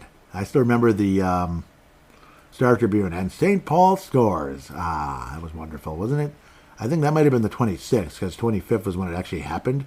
And then the 26th was probably the Star Tribune. It's the next day. St. Paul scores. Yep. Fun fact, this is Dan, Minnesota. Fun fact, on this day, that's what hashtag OTD means. In 1997, the NHL approves. Yeah, so it's the day. It's the day it actually happened. Approves St. Paul's expansion bid to bring hockey back to Minnesota. To celebrate, Mayor Norm Coleman led a parade of Zambonis through St. Paul. Yep. Thank you very much for sharing that. Yep. It's not only negative history. There's some positive, of course. Yeah, and I was talking about the whole Connor McDavid, the other Connor. But they're like, why didn't he come? Blah, blah, blah, you know. I was saying I wouldn't have come either. What good does it do him? Derek was saying, to show his teammates that award, the Conn Smythe Trophy is meaningless to him unless it means the team won the Stanley Cup. And maybe he felt that was important to not be there, as he is their captain, and instead be with his teammates as a deal with their loss. Yeah, yep. He's saying, I agree and disagree that... I probably read this out of order. Shit. Sorry. I'll read this part first. I agree and disagree. I disagree that he wasn't there to receive the award. Yes, the Florida Cloud was tactless, but it would have been a moment to stick it back to the haters. He was deserving of the Conn Smythe Award without a doubt. Or he didn't go out to show his teammates that award. The Conn Smythe Trophy is meaningless to him unless it means they won the Stanley Cup, and maybe he felt it was important to not be there as he's their captain instead of being with his teammates to deal with their loss. Yep, good thoughts there. Absolutely, and I believe that will wrap up Fan Interaction and Brave the Wild, State of the Wild 2024. I hope you enjoyed this. Again, I hope this wasn't too long for you, but well, that's kind of how it is. You know, again, it is what it is. It's State of the Wild. It's the granddaddy of them all, as I like to call it. So, of course, it's going to take a little extra time than a typical show. Not as long as some of them in the past. Me and Derek can go back and forth forever. Yeah, that's how that... But great shows. I mean, you know, great shows. You know, and it's not just because we love the sound of her voice. It's because they were very enjoyable shows. And there's no doubt about it. It was a lot of fun to do them, and all of that. So the only sad part was I was missing out on a gorgeous day on one of those. I think it was State of the Wild. It was like July 2nd or something, 2022. Today, well, it's getting nicer out. It's breezy as I'm recording this final segment here and wrapping this show up. It's nice and breezy, and the rain stopped. So at least there's that.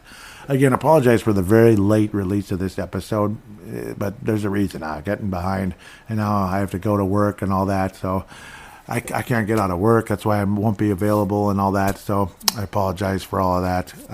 It is what it is. I have a hard time being out in public to meet people because I'm just always stuck with something, you know, working late, working all the time, and it's not because I'm such a hard worker. It's just because it's just the way the life is right now. That type of thing. So I know all of you work hard, and you're all respectable adults. At least most of you are. I mean, it's not everybody, I'm sure, but most of you are. With that said, thank you so much for listening. Please tell your friends about the show. Share it. Retweet, repost, whatever they call it. Put a positive rating. 5-star if you could. Apple Podcast, Spotify. Those of you that have, thank you so much. And love that very much. Get your DraftKings app, get your Manscaped, and enjoy the summer. God bless you. We'll be back soon to talk about the draft and free agency, or lack thereof.